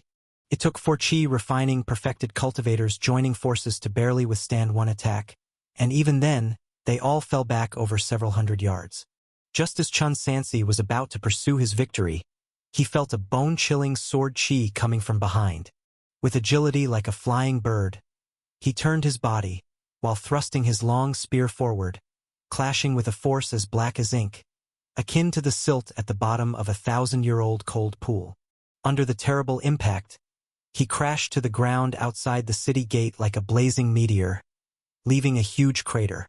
The aftermath alone killed more than a dozen soldiers. Feeling the piercing cold within his body, he slowly lifted his long spear. On the shaft of the bright silver spear, there was a sticky black liquid that couldn't be shaken off, continually eroding his fire element true power. Who else could it be but Ling family's ancestor, Ling Kuei? In the void, Ling Kuei appeared on the battlefield aboard a flying boat piloted by cultivators. He carried a broad sword on his shoulder, with a blade of grass in his mouth, his narrowed pupils revealing a cold, killing intent. He looked at the other Shengyun sect cultivators and said slowly, "All of you, attack the city with full force. Leave this person to me." Senior Ling, don't underestimate the enemy. The cultivators expressed their concern. Scram! Ling Kuei coldly scolded them. The Shengyun sect cultivators wouldn't continue to try warming a cold heart. They bypassed the white robe and rushed towards the city wall, working with their fellow sect members to attack the city protection array. Ling Kuei, however, slowly passed through the heavenly gate, letting the golden light bless him, step by step, walking towards the white robe. His icy true power gradually spread, and as the broad sword scraped across the ground, it left a layer of dark frost as if someone had spilled ink on ice. True power middle stage. Realm suppression combined with the water element counter. From 10 steps away, Chun Sansi's fire element true power dimmed by 3 points. Chun, didn't you run quite fast last time? Ling Kuei mocked while biting down on the blade of grass. Now that you've seen me, why are you still standing? Aren't you quickly hiding inside your turtle shell? Facing mockery, Chun Sansi remained calm and answered calmly. What's the rush? At least let's spar a bit first. Peh! Ling Kuei spat out the grass root. Fine. Just as the word fine fell, he had already appeared in front of the white robe, the sword of the In Gui Netherworld sword entangled with a sticky black liquid. Before he knew it, it was just half a step away from his throat. Fire element. Clang! Silver light intertwined with flames. The sound of metal clashing was like a bell toll, and then it was continuous, like the sound of hammering iron, with the frequency increasing until it became continuous. On one side was the black sticky liquid hacked out by the fierce sword moves. On the other side was the arc of flames swung by the ultimate spear technique. The two forces of true power constantly collided until a sinister true power tornado, mixed with scorching flames, rose up. Ling Kuei with each slash. The white robe retreated at least 1 step. And each time the weapons collided, another portion of the spear was marred by the black Gui water, until it nearly wrapped around the entire spear shaft, turning the once pristine silver spear black and dirty. From afar, it seemed like it had been deeply buried in silt and could never be cleaned again. Not only the weapons. Within Chun Sansi, the Jingshan shrine seemed also to be strangled and engulfed by the black liquid, severely affecting his strength, from full strength to 9/10, down to 6/10. If he continued to stubbornly fight on, he would lose his true power. In a short time, his true power would be completely sealed. How strange is the opponent's true power. Even his master never mentioned it. Should be known. The opponent's realm was originally higher than his own. To exchange more than 10 blows was still due to the support of the unrivaled war intent. Otherwise, he wouldn't be able to withstand even 10 rounds. Chapter 8:12 Fierce Battle _3. Your spear technique is not bad. No wonder those juniors of mine fell into your hands. Ling Kuei's swordsmanship grew increasingly fierce, the moves he swung forming a blooming black lotus in front of him.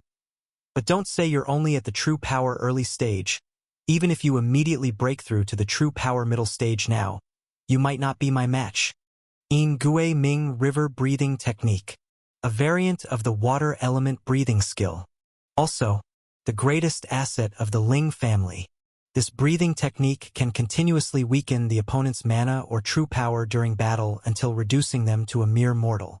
The white robe in front, cultivation is at true power early stage. Theoretically speaking, at most, he can draw with a chi refining perfected cultivator, yet he can crush a chi refining perfected. But since Ling Kuei started practicing martial arts, within the same realm, when has he ever encountered an opponent? Moreover, he is a whole realm higher than the other party. Ling Kuei started practicing sword at 12, and by 22 he was already at the true power early stage, a genius sword cultivator known across the land. If resources were sufficient, he was supposed to step into the martial arts third realm before the age of 45. Alas, fate had other plans. At the age of 26, the previous patriarch of the Ling family was ambushed, soon dying from severe injuries. Enemies kept coming after the family. Back then, the Ling family couldn't even find a second true power middle stage, and extinction seemed imminent. At the critical moment, Ling Kuei abandoned his usual water element breathing skill and switched to practice the family's ace In Gui Ming river breathing technique. With a true power early stage cultivation, crossing realms to slay an enemy's true power middle stage patriarch, saving the day. But after that, his path was cut off. The In Gui Ming river breathing technique is a most cold breathing technique, which allows the refined true power to weaken opponents but also completely seals one's Jing Shun, making further progress impossible in life. However, Ling Kuei at the true power early stage was already crossing realms to defeat enemies. Now with true power middle stage, fortified by the 6 Ding 6 Jia golden light array and the 5-element suppression, he doesn't even need to risk his life to firmly hold the upper hand. Given the current situation, if they continue to confront head-on within 20 rounds, he would be able to chop off the head of the white robe. Sizzle! Another 2 rounds passed. Chun Sansi started to feel his arms grow cold, and the fire element true power he exerted was as weak as a flame in the snow, unable to clear the nether river true power on the surface of the Longdan bright silver spear even in a short time. The opponent's power was stronger than he imagined. Fortunately, Chun Sansi was merely probing and knew he would suffer if he continued the hard clash. So he pinched the divine speed talisman and retreated directly onto the flying boat back into the second-tier city protection array. After a full 7 or 8 breaths, he finally cleared the bone-attaching sore from his body and restored his strength. It sounds like a short period, but in the middle of a fight, even a single breath could be deadly. Earlier in Liangzhou, Chun Sansi could evade with his dual cultivation of martial arts and magic, and the opponent couldn't do anything to him. But now he needed to defend the city, and retreat wasn't an option. Heh. It's actually the In Gui Ming river breathing technique. A voice came from beside him. It was Huang Laojiu. Chun Sansi glanced sideways. Senior Huang, you know this breathing technique? Heard of it. But this is the first time witnessing it. Huang Laojiu's hoarse voice narrated. Long ago, martial cultivators ranked all the breathing techniques on a list, and this In Gui Ming river breathing technique ranked 6th among thousands. World Martial Arts. Ranked 6th.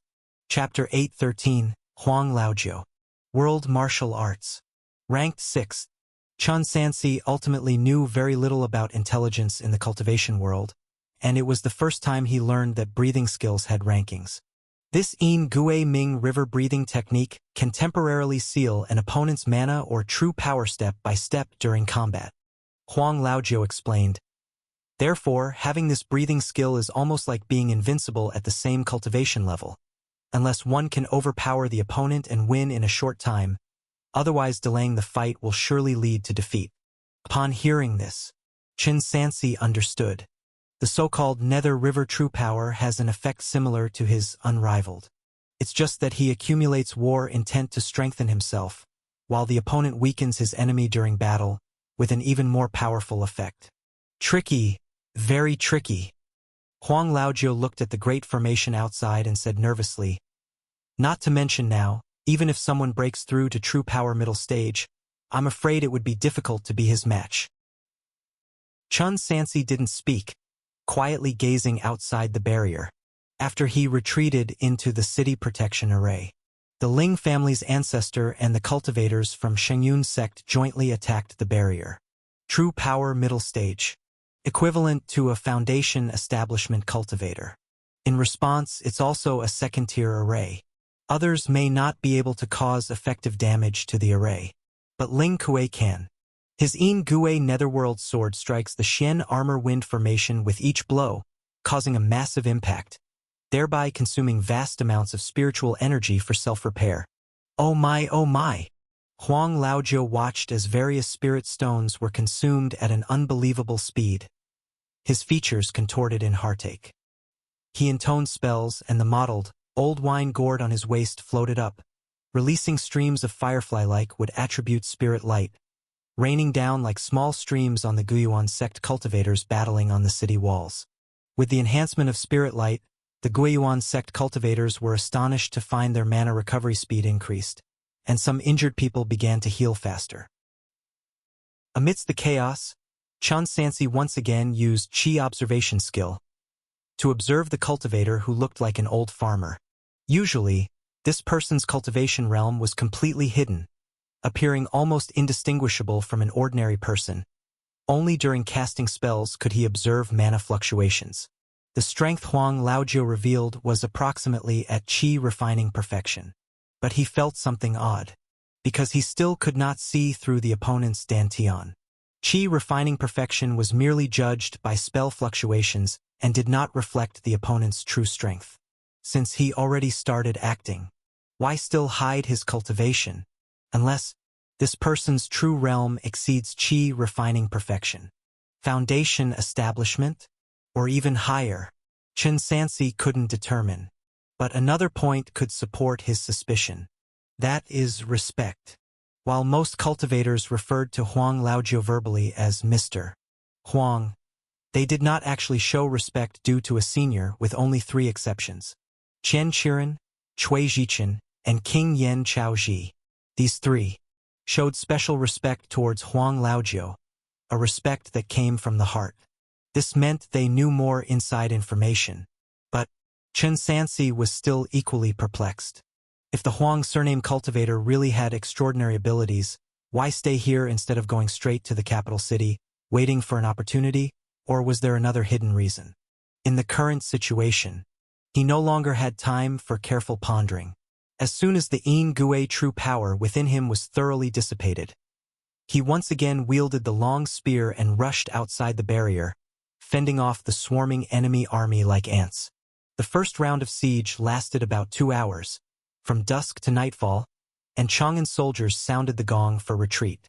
Under the reinforcement of the city protection array, the court lost over 1,500 soldiers, while Kunyang's garrison lost fewer than 200 men, resulting in significant casualties for the court. And if this situation persisted, maintaining defense indefinitely was entirely possible. But the situation soon changed. At the 2nd hour that night, the court launched another attack. This time, the court ceased its previous tactic of storming the city with swarms of soldiers, instead concentrating all the crossbows, catapults, and siege hammers, and under the enhancement of golden light, began to incessantly wear down the city protection array, yet refrained from direct assaults. Simply doing this was naturally insufficient to breach the array, but it continuously depleted the spirit stones within Kunyang City. With both parties employing second-tier arrays, the contest became one of financial resources. Buzz, buzz, buzz. Inside the city protection array, dull rumbles constantly echoed above everyone's heads. The spirit stones within each array plate were replaced countless times within half a day, consuming a total of 4 middle-grade spirit stones. It's no use, it's no use. Huang Laojiu appeared as if his heart was bleeding, and he said with a bitter face, "Fellow Taoists, at this rate, in at most half a month, all the spirit stones brought this time will be exhausted." "Old Huang, what do you mean by this?" Wang Ji came over carrying a knife and bluntly said, "You're using spirit stones and so is the enemy army. How can they keep bombarding while you're running out so soon?" "Ah, this general is unaware." Huang Laojiu pointed at the dense formation of the enemy army outside the city and said helplessly, "The Shengyun sect has a mine." Wang Ji retorted, "And you don't." "Alas," Guiyuan sect cultivator Hu Hua sighed. "We had one before, but 10 years ago, our supreme elder exchanged it for resources, and now it's gone." "That's right." There was immediate concurrence from other cultivators. "For the past 10 years, our sect's expenses have been very tight. Even the monthly stipend has been significantly reduced."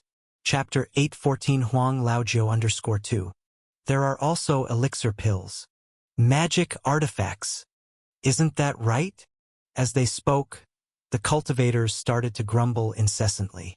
That is a first-rank top-quality spirit, or middle-grade spirit stones can often be mined from it. Indeed, if within 50 years we cannot find a new spirit, or our Guiyuan sect's reserves will be exhausted. Really don't know what the Supreme Elder exchanged it for. Such squandering. Otherwise, dealing with the Shengyun sect this time, there wouldn't be a lack of spirit stones. Enough! Cultivator Qian Qiren frowned and scolded. "What's the use of complaining here? Senior Huang, Cui Zhichen approached and said, "What should we do next? We can't just shut down the formation, can we? The only way is to reduce the coverage area of the formation to decrease its consumption." Huang Laojiu raised his head and pointed with the donkey whip at the barrier above. "Soon I will shrink the formation, its power will not decrease, but most of the time it will not cover the entire city. Only this way can we save the spirit stone's expenditure." In fact, there was no other choice. Under his operation, the Xian Armor Wind Formation gradually contracted. The original Xian Armor Wind Formation, like a massive blue-green luminous cover over the city, after shrinking, adhered tightly to the surface of Kunyang City's walls, turning the entire city to the color of jade. Defensive power remained second tier. The soldiers standing on the city walls still received a boost from wind attribute magical power. The only difference was the disappearance of the overhead barrier. But this also meant that the enemy army was no longer obstructed, able to rush onto the walls for a brutal melee. The great formation is closed. Brothers, charge! The first to ascend, become a marquis. Minister of War Zhu Ming roared as he drew the sword at his waist, once again issuing the order to attack the city. Just like before, after a few rounds of long-range exchange, the black wave-like enemy army began to climb the walls. Cold and piercing sword chi swept in, thick nether river true power poured in torrent. Flames suddenly erupted. A divine dragon shredded the black waterfall, clashing with the suddenly descending sword edge. Waves of force thrashed about. Chun Sansi's legs seemed nailed to the ground like iron pillars, but his body still slid backwards several dozen yards. Flames coiled around his legs as they scraped against the blue brick surface supported by the city protection array, creating sparks. His back crudely collided with the wall of the city tower. No time to catch his breath, Ling Kuei's sword fell again. Chun Sansi no longer met it head-on, instead stepped on a flying sword to soar, rapidly activating the Divine Speed Talisman and Wind Avoidance Talisman, his speed sharply increasing. One sword missed its mark. Ling Kuei also crushed a talisman. Wings of flowing light sprouted behind him, flying towards the heavenly dome to pursue the white robe. But his speed was much slower. By the time he barely caught up with the white robe, the weakening brought by the Nether River true power was completely removed, and after a single exchange, the opponent widened the distance once more. Thus it repeated over and over. Clearly having overwhelming combat power, Ling Kuei astonishingly found it hard to touch his opponent, forced into a celestial chase, unable to use his power effectively. With a slight mistake, Chun Sansi would dive towards the battlefield, heading straight for the enemy general, achieving success twice within half an incense stick's time, slaying a martial saint and a cultivator in the late stage of chi refining. Damn you! Ling Kuei quickly realized he was being toyed with, so he simply stopped chasing, turning back to the city wall, sword aimed straight at the second-tier array master Huang Laojiu, reciprocating the tit-for-tat. In a sense, this array master was even more important than the white robe. As long as the array master died, the defending army in the city would lose its ability to resist. This battlefield among mortals had already become similar to a sect war in the cultivation world. Daoist Chun, save me! Huang Laojiu howled, waving the donkey whip in his hand. The sudden appearance of green spirit light collided with the broad sword, sending him flying and crashing heavily against the wall. With the fiery flame spear in hand, Chun Sansi arrived just in time, forced to engage in a direct battle with the Ling family's ancestor on the city wall, rapidly getting the Nether River true power on his body and weapon. "I'll help you." The injured Huang Laojiu quickly crawled up, pouring out torrents of green spirit light from the wine gourd, completely covering the white robe, aiding him in swiftly cleansing the Nether River true power, then cast spells, concentrating some of the Xian Armor Wind Formation's power on Chen, finally continuously employing various spells himself. With his full assistance, they managed to offset the negative effects brought by the Nether River true power as much as possible. But even so, it only slowed down the ceiling speed of the true power. Chun Sansi solely relied on his peerless spear technique to barely hold on. Under the fire-breathing technique, the Jingxin within him was nearly at its limit. If this continued, he would have to give up protecting Huang Laojiu, otherwise, he himself wouldn't be able to hold on. Activate the array. At the critical moment, Huang Laojiu's raspy yet trembling voice rang out. He formed seals with his hands, chanting incantations. The Xian armor wind formation was once again fully activated. The emerald-green semicircular barrier descended like a large bowl from the sky, covering the city within. The sudden formation created a partition wall, causing the Imperial army to once again attack the barrier, unable to directly ascend the walls, while the enemy army already on the walls became isolated forces. The unforeseen turn of events left the court's side, both soldiers and cultivators, in panic and disarray, facing a large-scale siege. Within a few rounds, 2 cultivators were killed under the siege, while their comrades were blocked outside, forced to watch helplessly as they perished. Chapter 8:15, Huang Laojiu 3. After the Guiyuan sect resolved these people, they swarmed towards the Ling family's ancestor. Ling Kuei narrowed his eyes slightly but ultimately did not take the risk to fight a multitude alone. After repelling the white robe with a single sword, he used the flying talisman to withdraw from the city protection array. Chang'an signaled retreat. The second round of the siege has ended. This time. Originally, Kunyang City's garrison should have suffered even greater losses. But at the critical moment, Huang Laojiu used the formation to execute, shut the door and beat the dog, causing a dramatic shift in the situation. In the end, tallying up the outcome, it was actually the court side that suffered more severe losses. Many thanks to Mr. Chun for the life-saving grace. Huang Laojiu clasped his fists at the white robe. I truly lack skill in combat. If not for Mr. Chen's timely intervention, I'm afraid I would have perished on the spot. Senior Huang, you're too kind. Chun Sansi said with his lips, but felt indifferent in his heart. Huang Laojiu clearly had plans all along, setting up Ling Kuei and others on the city wall. The formation had been continuously contracting, yet under his control it could reopen in such a short time, indicating profound mastery over formations, reaching a level akin to directing one's limbs, utterly different from the earlier awkward display he had shown. After 2 rounds of siege, a full day had already passed.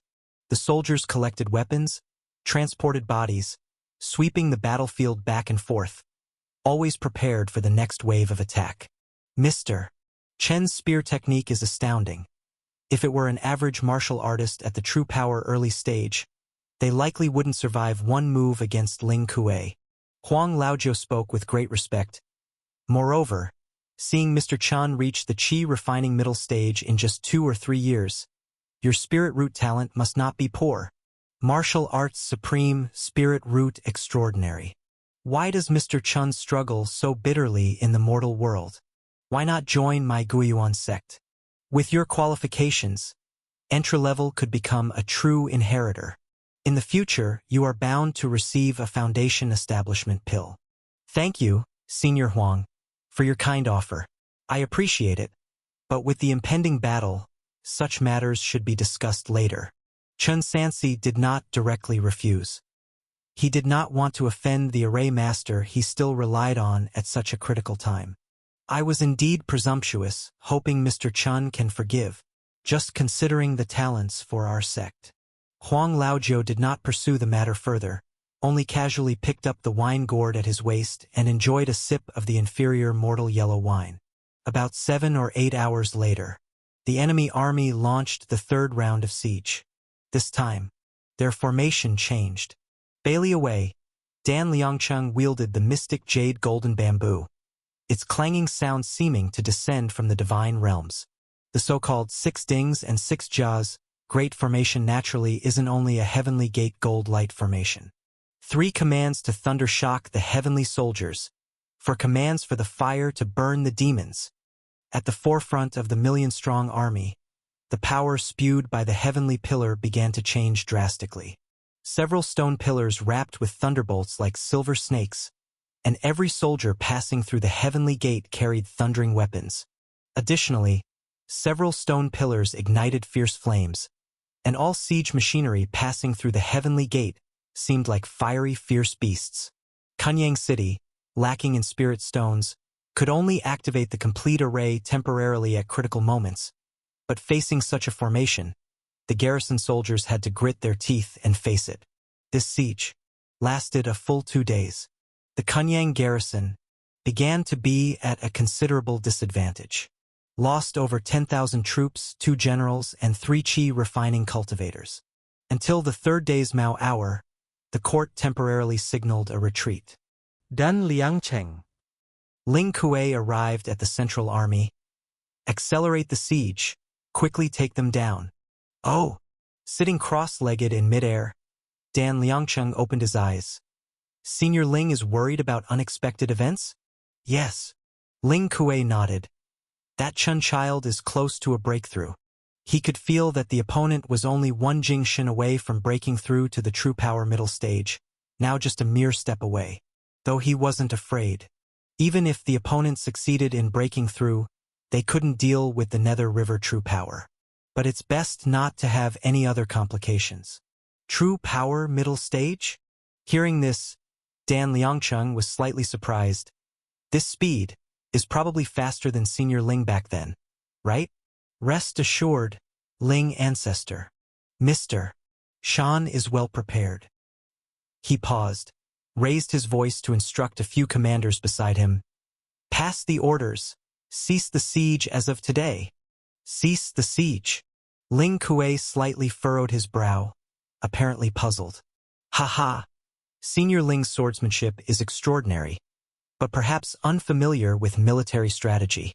Dan Liangcheng patiently explained, there's a saying in military strategy, siege is subpar, attacking the mind is superior. After consecutive days of siege, the enemy army is now at a high-tension moment. Stopping abruptly at this time with a few small tactics could have surprising effects. Ling Kuei said with a seemingly amused smile, listen to your strategy. The first tactic is called surround but leave a gap. Surround but leave a gap, Dan Liangcheng said while swinging the mystic jade golden bamboo, the massive array plate rotating, and 1 stone pillar after another fell down outside Kunyang City from Bailey away. What is this? Inside the city, the garrison only felt the earth move and the mountains shake. Under the gazes of all, thick yellow earth water was summoned from below, forming earthy-colored screens between pairs of stone pillars. Yet this is not an offensive formation but a defensive array.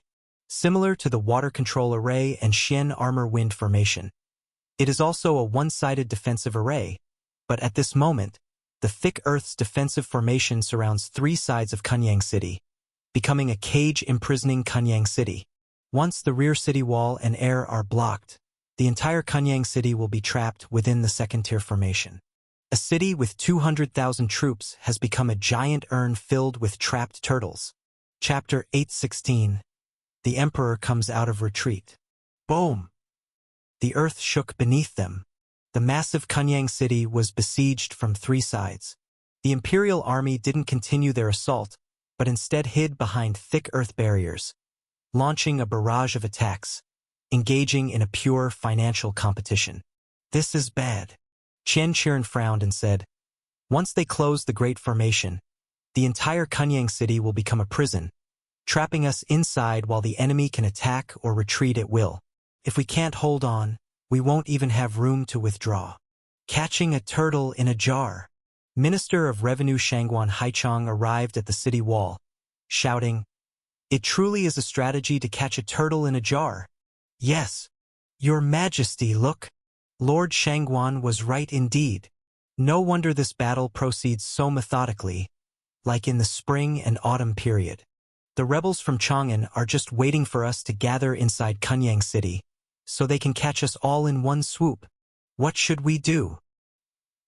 Listen, rebels inside Kunyang City. Minister of War Zhu Ming once again rode out, arriving beneath the city walls, and shouted loudly.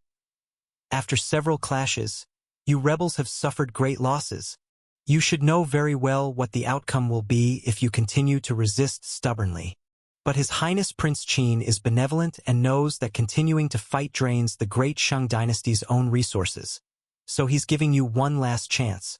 Within 10 days, As long as you hand over Chun Sansi or abandon the defense, the court will permit you to retreat north of the Fei River, and we can negotiate again in the future.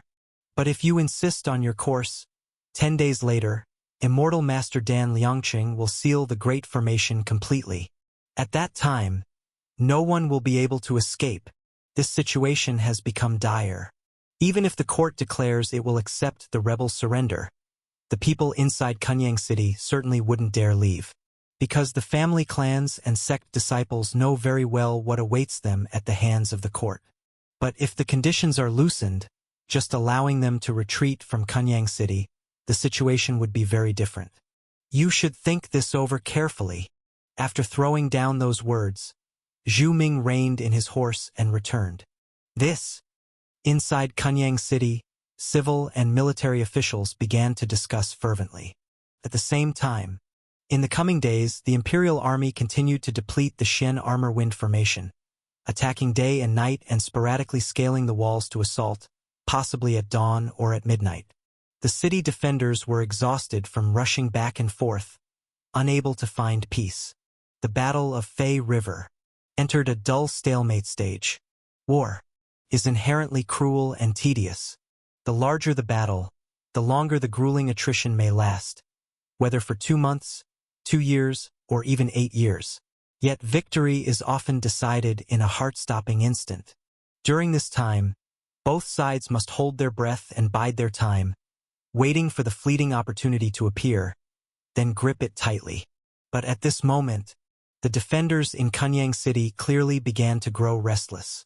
With the daily depletion, the spirit stone reserves inside Kunyang City kept declining.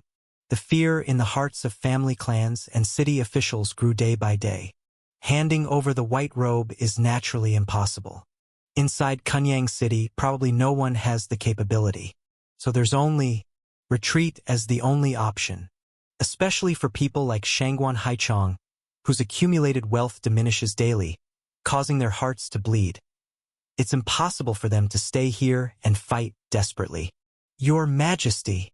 Inside the tower, after confirming the absence of the white robe, he cautiously said, Your Majesty should retreat first. Yes, Your Majesty.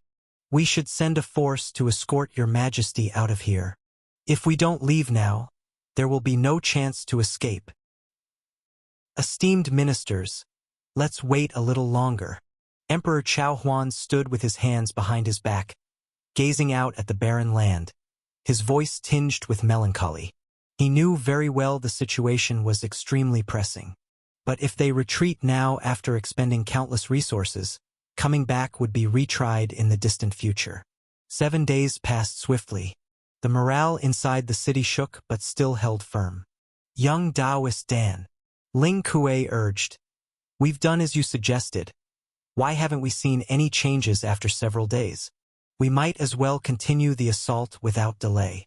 Is it possible that Senior Ling is so eager for revenge that he overlooks something important?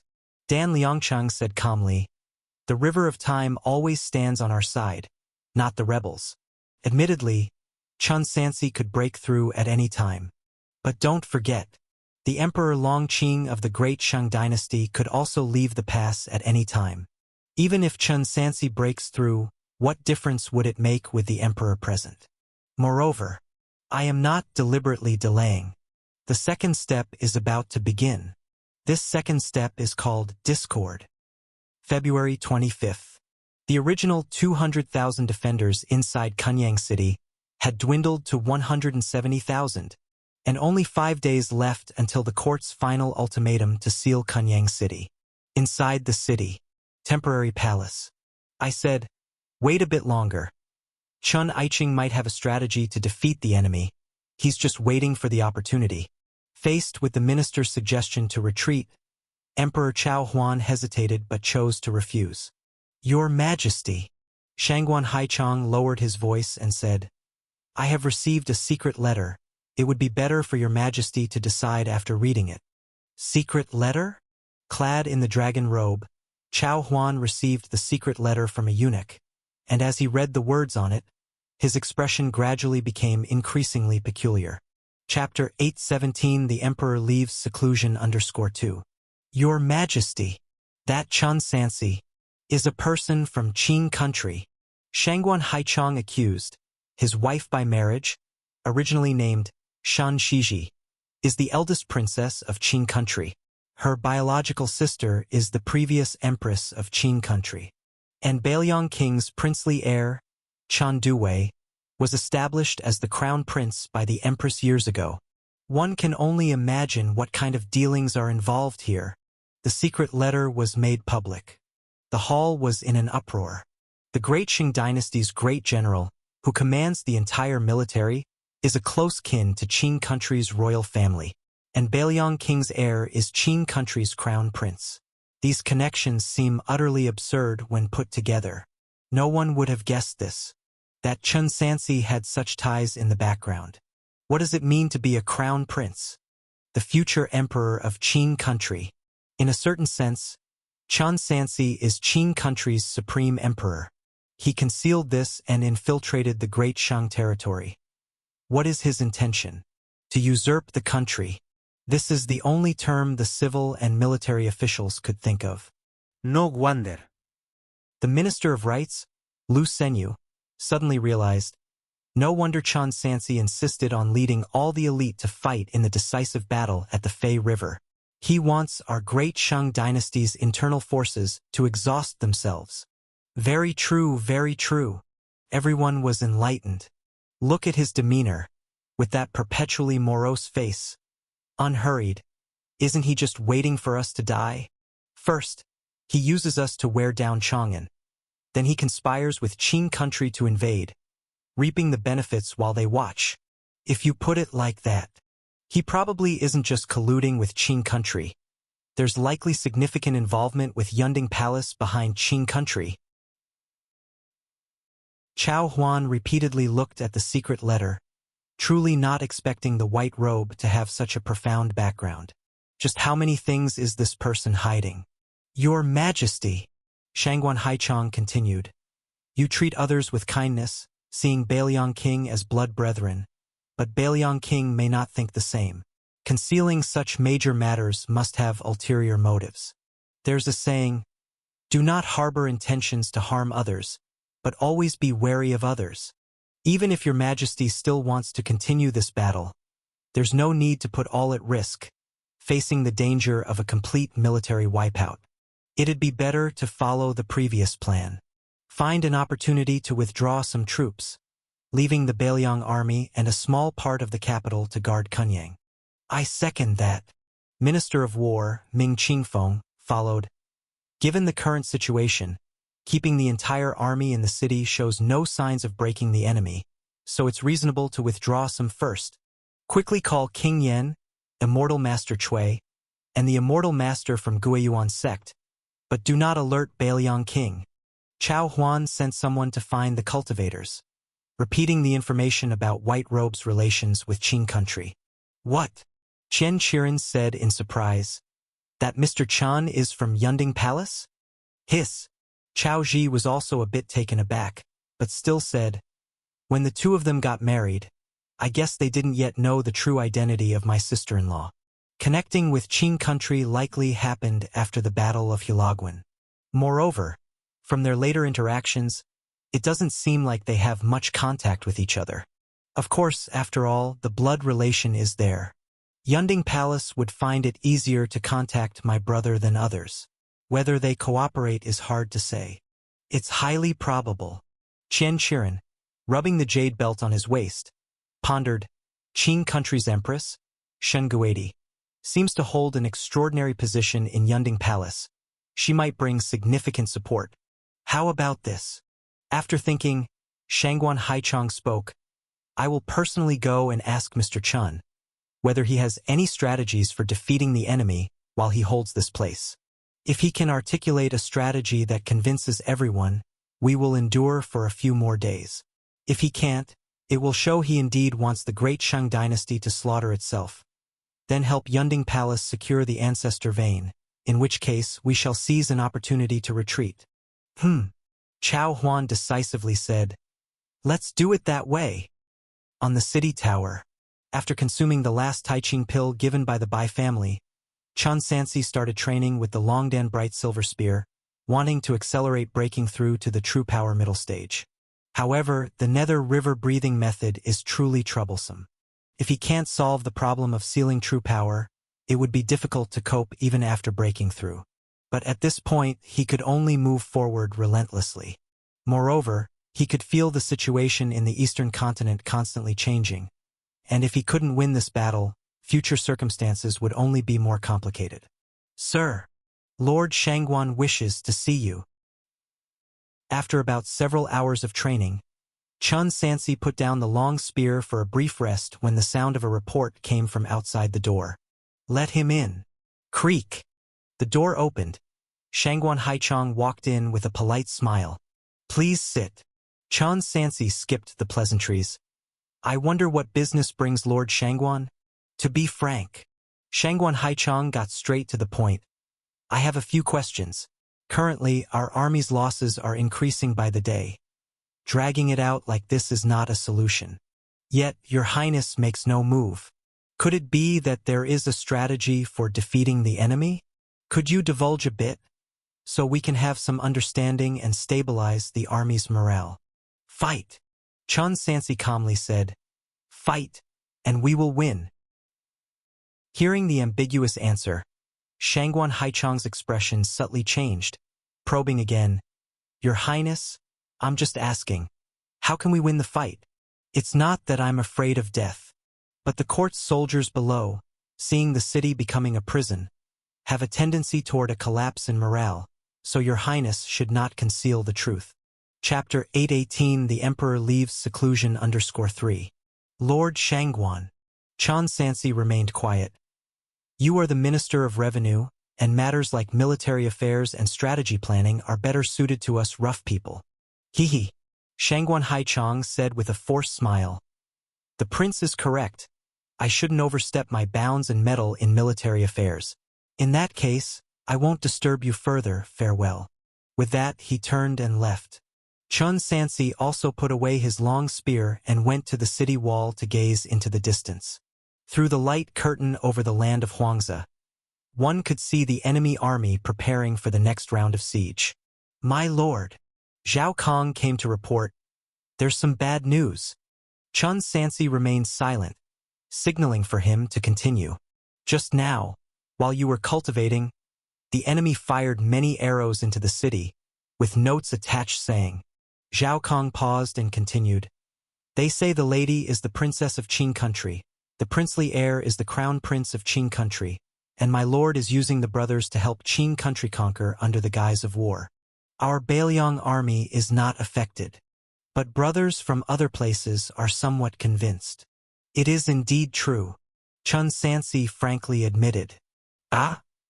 Zhao Kong was stunned, unsure how to respond. "Xiao Duwei is the crown prince of Qing country?" Senior Sister 9, Rong Yanxiu, was also surprised, recalling the woman who appeared in the Chun mansion, likely the empress of Qing country. She didn't pursue the matter but said, "Junior brother, Zhao Kong is right. Ever since Dan Liangcheng played the surround sieges trick, the soldiers' resistance in the city has weakened day by day. Now, taking your wife's background to sow discord will surely become more troublesome." Chun Sansi naturally knew. This is the drawback of a coalition army. The internal hearts are not aligned. "Wait a little longer," he said in a deep voice. "The opportunity is coming soon." "Speaking of which," Rong Yanxiu curiously asked, "Junior brother, what exactly are you planning this time? Just hanging on in Kunyang City like this, you might really get exhausted to death." Chun Sansi remained silent. Rong Yanxiu instantly understood. "All right, senior sister won't ask anymore. If things are not kept secret, they will be leaked." Before the decisive battle, Chun Sansi absolutely could not reveal the plan. Not even senior brothers and sisters could know. It is not about distrust, but worried that during the battle, cultivators might use illusion-type spells to gather intelligence. Once leaked, the effort would be wasted. As for others in the court, including noble families, it goes without saying. There must be spies and insiders among them. But fortunately, everything is going smoothly. It should be over soon. Boom, boom, boom. Enemy attack! Enemy attack! The sound of war drums suddenly echoed. The rested Imperial army launched a new round of siege. Senior Huang. Chun Sansi went to the side of the kindly-faced old man. After the battle starts, please unleash the city protection array for about an hour when you find the right opportunity. An hour? Huang Laojiu hesitated for a moment and replied, "All right, this old one doesn't understand warfare, but will follow Chen's arrangements." "Thank you, Senior Huang." Chun Sansi clasped his fists. "Please oversee here while I go to the eastern city gate." As they spoke, the Imperial army had already passed through Heaven's Gate, covered in blue lightning on their pitch-black armor. In the chaos, Chun Sansi quietly retreated into the darkness, a clone walking towards the city wall to replace him. Meanwhile, he took the chance to ride the flying sword, leaving Kunyang City in an instant and entering the pitch-black night, then making a wide circle before suddenly accelerating southward. The flames with spirit light on the battlefield beneath him grew distant, until flying hundreds of miles away. In the dark wasteland far from the battlefield, there was a small city scarcely lit. Ba County, the rear of the enemy army. Prince Qin, Prince Qi, and civil and military officials were all there. He had to act quickly. Because the first-rank clone talisman was merely a blinding technique, the opponent would soon discover his actual movements, estimating by time, should have already started shifting this way. Ba County. County government. After the Battle of Fei River started, this place became the assembly point for officials. Your Highness, the siege effects are improving. The rebels inside the city suffer increasingly more losses each day. In recent days, Immortal Master Dan Liangcheng has used the surround sieges and Sao discord. According to intelligence from insiders, morale is about to collapse. Especially, except for the Bailiang army, the family sect led by Shangguan Haichong is ready to retreat at any chance. Listening to the report from the general, Prince Qin excitedly slapped the table and stood up. Good! Once they withdraw some of their troops, it won't be long before we can exhaust the defenders in the city, and Kunyang City will naturally fall. Even if Chun the Hunter returns alive north of the Fei River, within a year, he will not be able to rally troops again. The only fate awaiting him is a dead end. Thanks to Zhou Lang relying on Chibi to buy us precious time to allocate troops. Recalling the Battle of Chibi, the scene of crimson flames consuming Donghu Lake, Prince Qi still felt anxious. Do not let any unforeseen issues arise at this time. This farce, it's time for it to end. Lu Ji slowly stood. Your Highness, once the city falls, I request the honor of battling my rebellious fellow disciple. Hee. Prince Qin said casually. General Lu, rest assured, I know your intentions. Don't worry, the court only seeks to kill Chun the Hunter. The rest of the old governor's disciples will be spared from the death penalty. Lu Ji clasped his fists. Your Highness's great benevolence. Lu will never forget. Report. There is a secret message from the capital city. A scout rushed into the hall. Chapter 819 The Emperor Leaves Seclusion _4. A secret letter? Prince Qin nodded slightly. What kind of secret letter could there be in the capital city at this time? Just as he picked up the letter, about to open and read it, a sudden earth-shattering explosion echoed from outside the county government, mixed with wailing cries. Immediately, there came a continuous stream of panicked shouts. Assassin! There's an assassin! Chun Sansi is attacking. Protect His Highness. Who? Upon hearing these words, inside the hall, Prince Qin, Prince Qi, and all the civil and military officials were filled with a shuddering apprehension. Kunyang City. Just when the Imperial Army reached the thick city walls outside, the mysterious armor Xuanfeng formation was fully activated, with a jade-colored glazed shield descending like a dome, defending all the enemy troops outside and safeguarding the entire city. Activating full power so early? According to previous patterns, Kunyang City would only activate full power when it could no longer hold on. Ling Kuei flew around the city, discovering that the white robe was not drawing the bow like before, but instead lurking in the shadows, waiting for an opportunity to strike. He frowned, muttering to himself, "What devious trick is this little scoundrel playing now?" "Senior Ling." A voice suddenly came from behind from Dan Liangqing. "It's a clone on the city wall. Chun Sansi himself has gone to Ba County. Senior Ling, quickly go save them. Only knows how to play petty tricks." Ling Kuei scoffed, flying towards Ba County with the brilliant wings on his back. County government. Boom! Amidst raging flames, the tightly closed main gate exploded open under a massive impact. A figure in a white robe, wielding a long spear, slowly emerged into view. "Protect the royal carriage.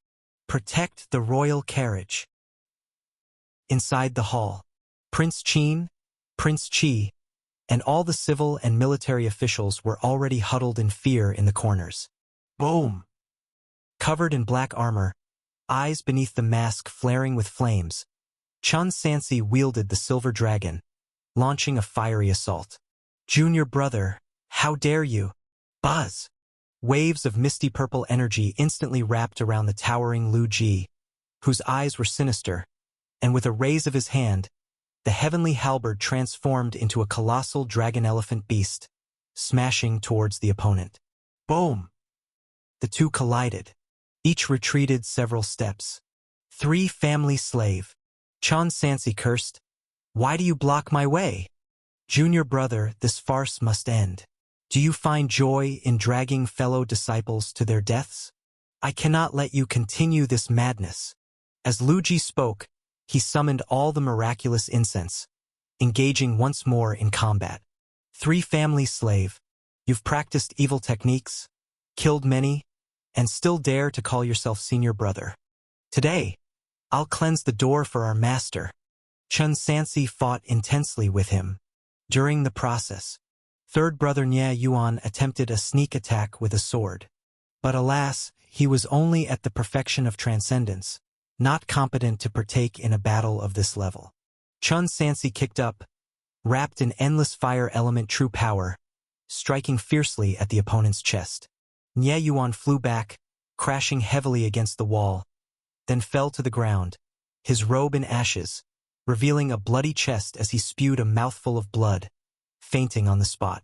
After 5 or 6 more rounds, Chun Sansi seized an opportunity to push Lu Ji back, moving unimpeded towards Prince Qin and others. At the critical moment, the only remaining cultivator, at the cost of his lifespan, used essence blood to activate a second-tier lower-grade talisman, summoning a golden light barrier. Thud! The Long Dan bright silver spear was ultimately blocked. Just as Chun Sansi was about to continue his attack on the barrier, Lu Ji again relentlessly engaged him, forcing him to focus. As they fought, from above the beams, a chilling, bone-piercing sinister aura suddenly emanated. The next moment, the entire structure collapsed with a roar. A cascading black waterfall descended from above. Ling family's ancestor, Ling Kuei, arrived just in time. Boom! While repelling Lu Ji, Chun Sansi blocked with his spear, realizing he couldn't linger any longer. He rapidly triggered Thick Earth Decision, Sword Chi skill, and various talismans, buying himself brief moments before quickly departing on a flying artifact, soon disappearing from sight. After he had been gone for quite a while, only then did Prince Qin and the others breathe a long sigh of relief. The physically frail civil servants sat weakly on the ground in extreme terror, their faces pale, gasping heavily as if they had returned from the Ghost Gate. "Ling ancestor!" Prince Qi's voice trembled. "Luckily, you arrived in time. This little scoundrel only knows how to run like a frightened rat." As a martial cultivator, Ling Kuei wasn't skilled in escape techniques, leaving him helpless as the opponent fled. "Quickly! Is General Nie all right?" Prince Qin hastily summoned the imperial physician. Several cultivators went up to feed elixir pills. Only after the time it takes to steep a cup of tea did Nie Yuan begin recovering from the brink of death. "A short while ago, thanks also to General Lu," Prince Qin remarked. "Luckily, I kept a good thought and had General Lu stay for protection. Is General Lu unharmed? The officials inquired. No worries. The misty purple energy around Lu Ji gradually dissipated, though his face showed some weakness. Alas! Prince Qi shook his head, sighing. Even though they shared a master, why is there such a disparity? Indeed, the people of the Governor Mansion should be just like General Lu and General Nye. The loyalty and integrity of Sun Xiangzong, the supervisor, are truly commendable. The assassination attempt, though it was fraught with danger, Chun Sansi nevertheless escaped to a safe zone successfully. Although the assassination failed, there was no look of defeat on his face. What went unnoticed by anyone was that the Xianzhu in his bosom had already left enough mystical energy on them. Next, all that remains is to wait for the opportune moment of victory. Inside the county government, Prince Qin looked at the secret letter that had arrived from the capital city. I almost forgot about it. There were only 4 large characters on the letterhead. The Emperor has emerged. Chapter 820 cao cai. His Majesty has emerged from seclusion. Looking at these 4 large characters, Prince Qin's face, which was originally filled with anger due to the assassination attempt, froze. His pupils first widened, then his entire body started to tremble uncontrollably. Your Highness! Seeing his demeanor, the officials asked worriedly.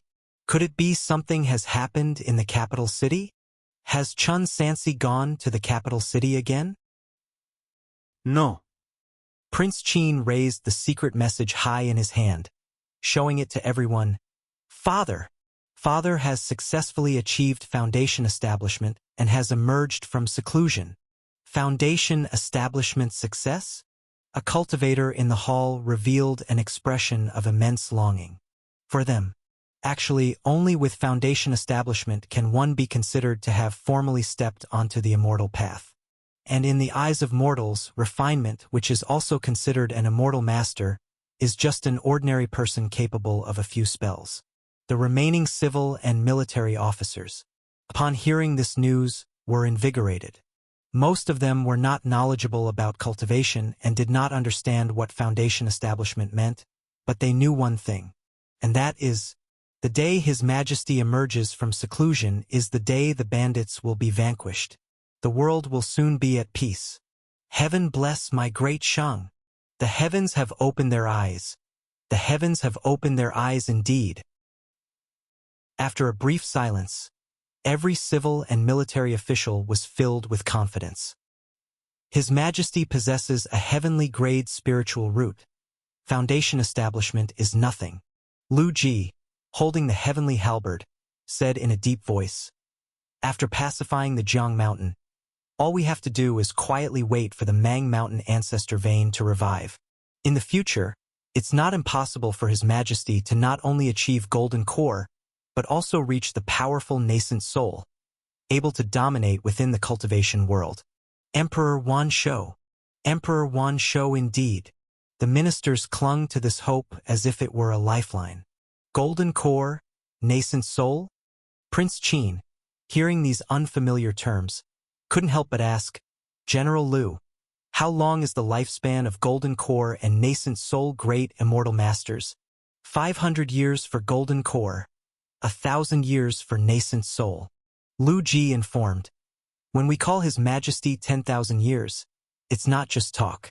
Even now, having successfully achieved foundation establishment, His Majesty's lifespan should increase to 200.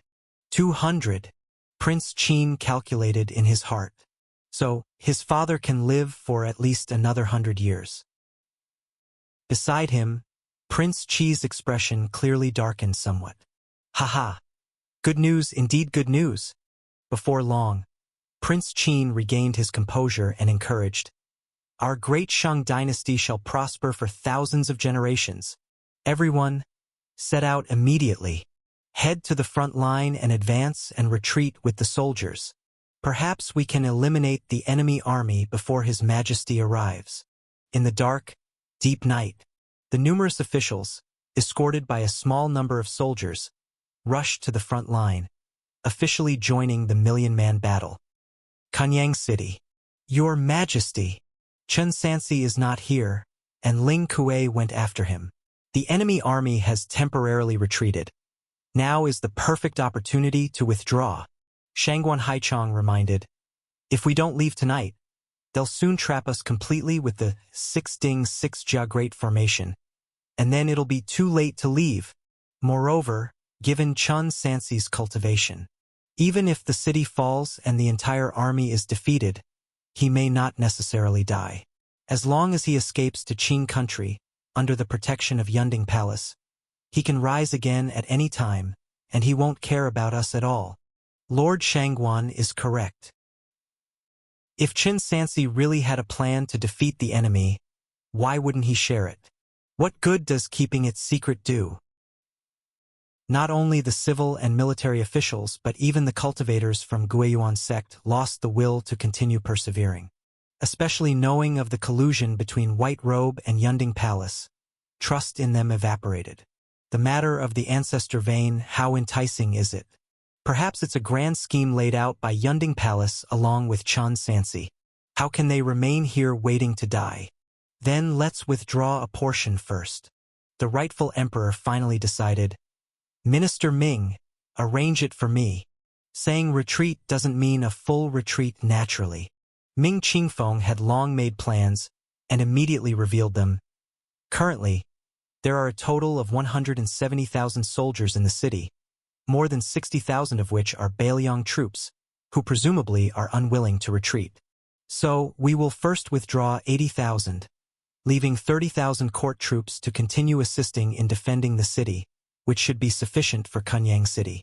Once we reach Songzhou, if the situation on the battlefield truly changes, it won't be too late for us to return with a large force to provide aid. The deployment completed.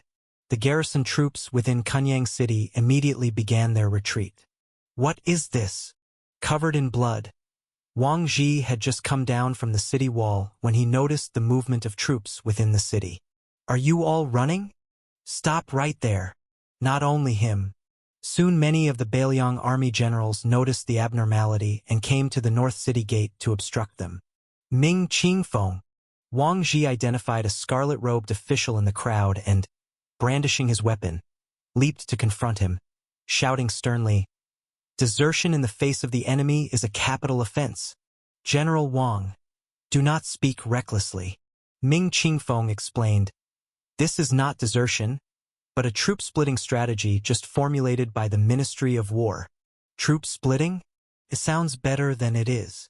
Wang Ji said bluntly, Stop talking nonsense. The Ministry of War means nothing. The one commanding the troops now is the commander of the three armies. You seizing the opportunity to retreat while the commander isn't here? Isn't that desertion in the face of the enemy? Wang Ji. Ming Qingfeng was unafraid. Does the false yellow halberd of the Bailiang king outweigh the true authority of his majesty? As he finished speaking, the sound of hooves came from behind. Wang Ji turned his head to see a dragon and phoenix carved carriage approaching the city gate, surrounded by dense forbidden army, genie guard, and eunuchs. There was no need to say who was inside. Are you all mad? Wang Ji was furious. The moment to defeat the enemy might appear at any time. The opportunity is fleeting. How can you leave at this moment?